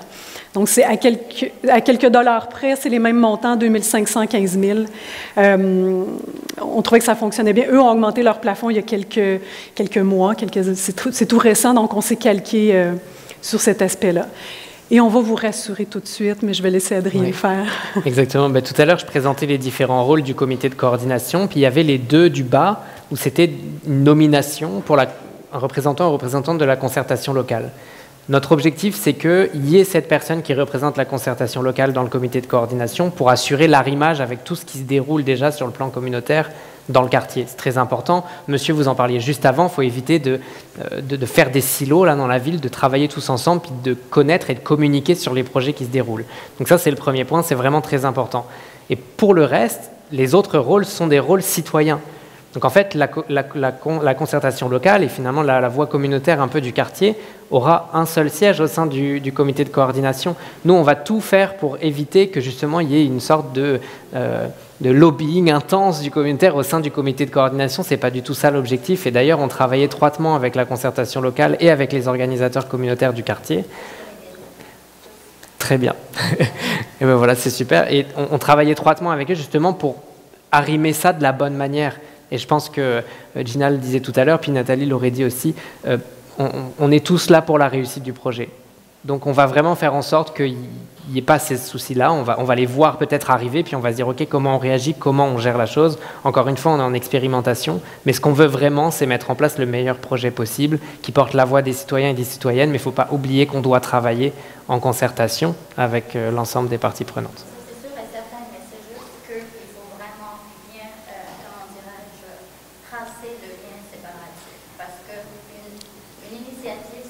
Excusez-moi, ça va prendre un micro, par exemple, si vous voulez continuer à parler, parce que il y a beaucoup d'autres personnes. Donc, j'espère qu'on vous a rassuré. C'est quelque chose qui nous tient à cœur, effectivement. C'est une instance citoyenne reconnue par la Ville. Donc, quand vous allez parler, on va tendre l'oreille, assurément. Monsieur? Oui, bonsoir. En complémentaire de la question que monsieur a parlé tantôt, au niveau du nouveau comité qui va être mis en place. Donc, le 25 novembre, on va avoir 5, 6, 7 personnes, peu importe. Et c'est un tirage au sort, ce que je comprends. Les gens s'engagent pour des rencontres de combien de temps? Dans le sens, la durée du comité, c'est 1 an, 2 ans? C'est quoi le mandat? Très bonne question. On part sur 2 ans. En fait, on a fait un mandat pour le comité pendant toute la durée des projets pilotes. On va expérimenter. Donc, encore une fois, on a un mandat de 2 ans, puis ensuite, ça prend une réunion mensuelle. Il y a une assemblée annuelle par la suite, puis il va y avoir un nouveau comité qui va être repris par le... Et c'est là que je vois qu'il y a peut-être une cassure qui va se faire, parce que si on change le comité au complet à l'intérieur de 2 ans, on part à zéro. Là. On va s'assurer de garder l'expertise en roulement. On partage votre préoccupation, assurément. Oui? C'est comme ça qu'il fonctionne à Québec. Bonsoir. Bonsoir. J'entends qu'il y a beaucoup de problèmes dans les quartiers. Moi-même, j'ai constaté quelques-unes. Moi, j'avais une question. Comment la Ville prend la décision quel problème va régler en premier? Parce que je trouve qu'on a des problèmes graves qui compromettent la sécurité routière, par exemple, mais on ne s'occupe pas des rues pour boucher les nids de poules, mais par contre, on fait des pistes cyclables. On s'entend qu'on est au Québec, on ne roule pas beaucoup en bicyclette parce que c'est beaucoup d'hiver, mais moi, je trouve qu'on gaspille l'argent pour rien, on ne les met pas où il faut. Est-ce que la ville de Montréal, est-ce qu'il a une priorité? Puis aussi, vous avez dit que quand la ville prend une décision pour faire une telle chose dans les quartiers, on est consulté. Donc récemment, ils ont pris des décisions, ils ont fait des travaux sur notre rue, on n'était jamais consulté. Quand j'ai posé la question à la ville, ils m'ont répondu que ce n'est pas de leur compétence, mais ils ne m'ont pas donné d'autres informations de plus. C'est qui peut me répondre? Puis en plus, quand j'ai demandé que je voudrais avoir plus d'informations, il m'a signé Ville de Laval. Donc, quand nous, on pose une question, on s'identifie. Est-ce que la personne qui nous répond, est-ce qu'elle peut s'identifier? Je m'excuse. Est-ce qu'elle peut s'identifier elle aussi?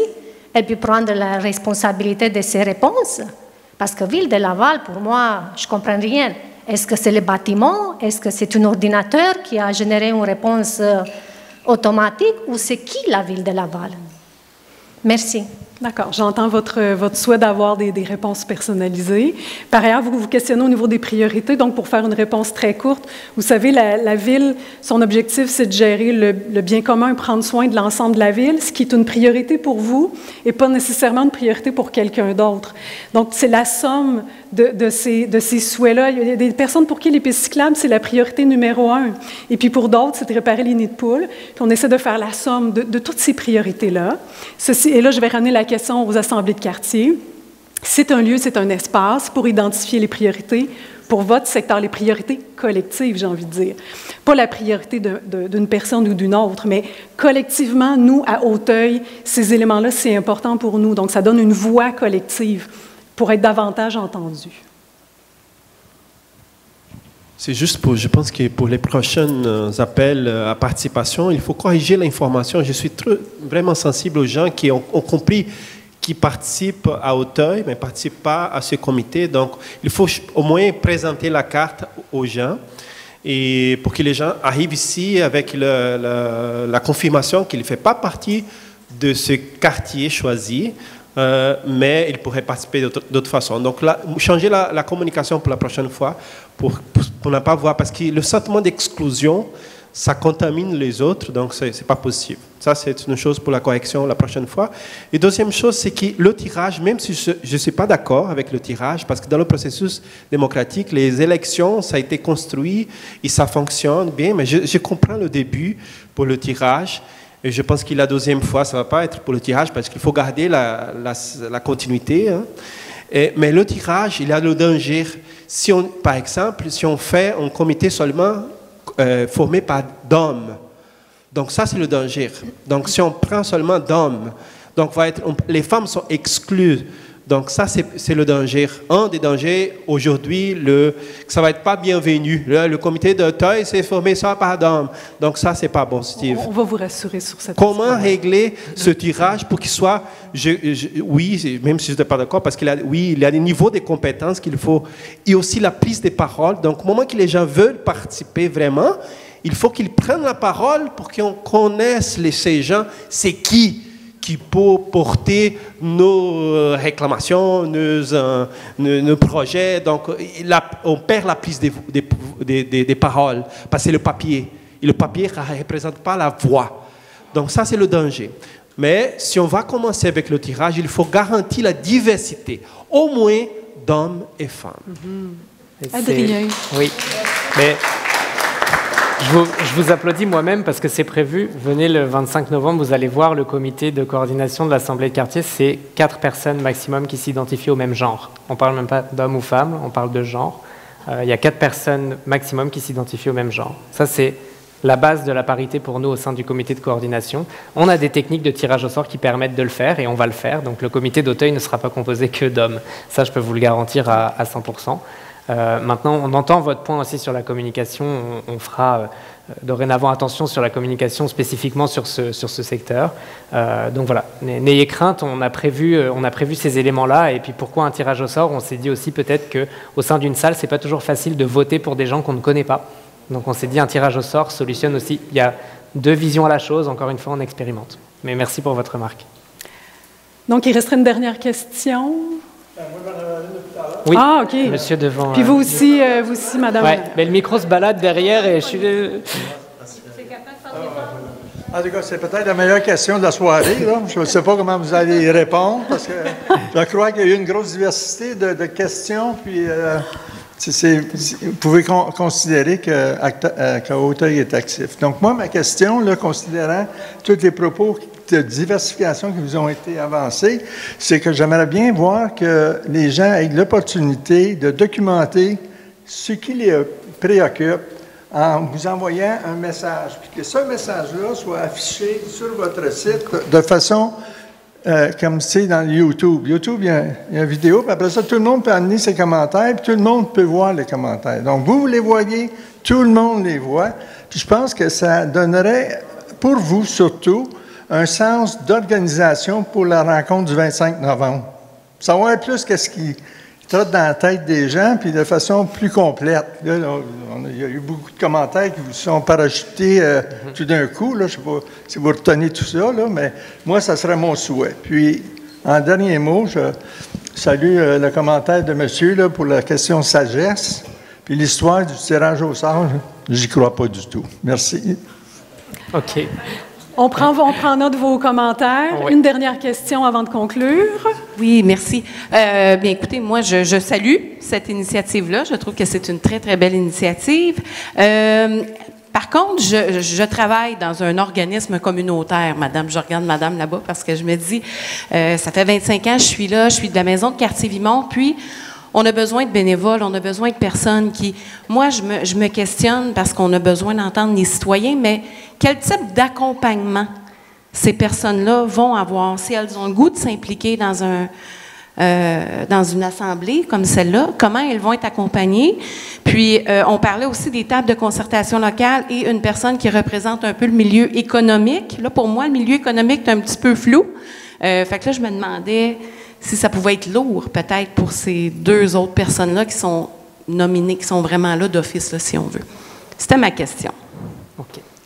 Bien, sur les questions de représentation là, de la concertation locale et du milieu économique, on est en train d'y travailler là, pour composer le comité de coordination. Donc, je n'ai pas de réponse claire à vous apporter pour le moment.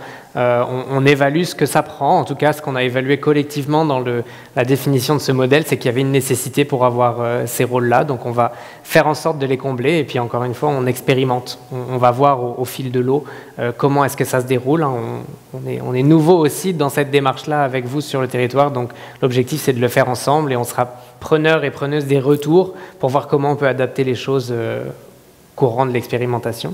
Puis pour votre première question, l'accompagnement, c'est moi à 100% de mon temps, par exemple. Je travaille à la ville de Laval, puis je suis dédié à la question des assemblées de quartier. Donc clairement, le 100% de mon temps va être d'accompagner l'assemblée de quartier d'Auteuil et l'assemblée de quartier de Duvernay. Ça va venir, je pense. C'est ouvert.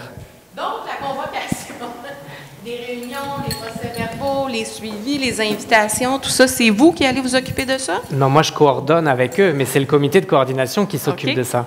Bien, c'était pour savoir, hein, pour quelqu'un qui veut s'embarquer dans un comité comme celui-là, c'est quand même une tâche. Ça prend des responsabilités, en effet. C'était la question. C'est aussi pour ça qu'on veut faire sur une base de volontariat puis tirage au sort, pour le coup. C'est qu'on sait que les personnes qui vont se porter volontaires pour ce comité ont la volonté de le faire et de s'engager. Parfait. Merci beaucoup. Je vous en prie. Alors, en conclusion, en fait, vous rappelez les prochaines étapes. Donc, on se revoit le 25 novembre. Je tiens à rappeler, ce soir, c'était une rencontre d'information pour vous présenter le modèle, le fonctionnement. La prochaine fois, c'est une soirée davantage en mode participatif, consultation. Ce sera l'occasion de vous prononcer, de participer.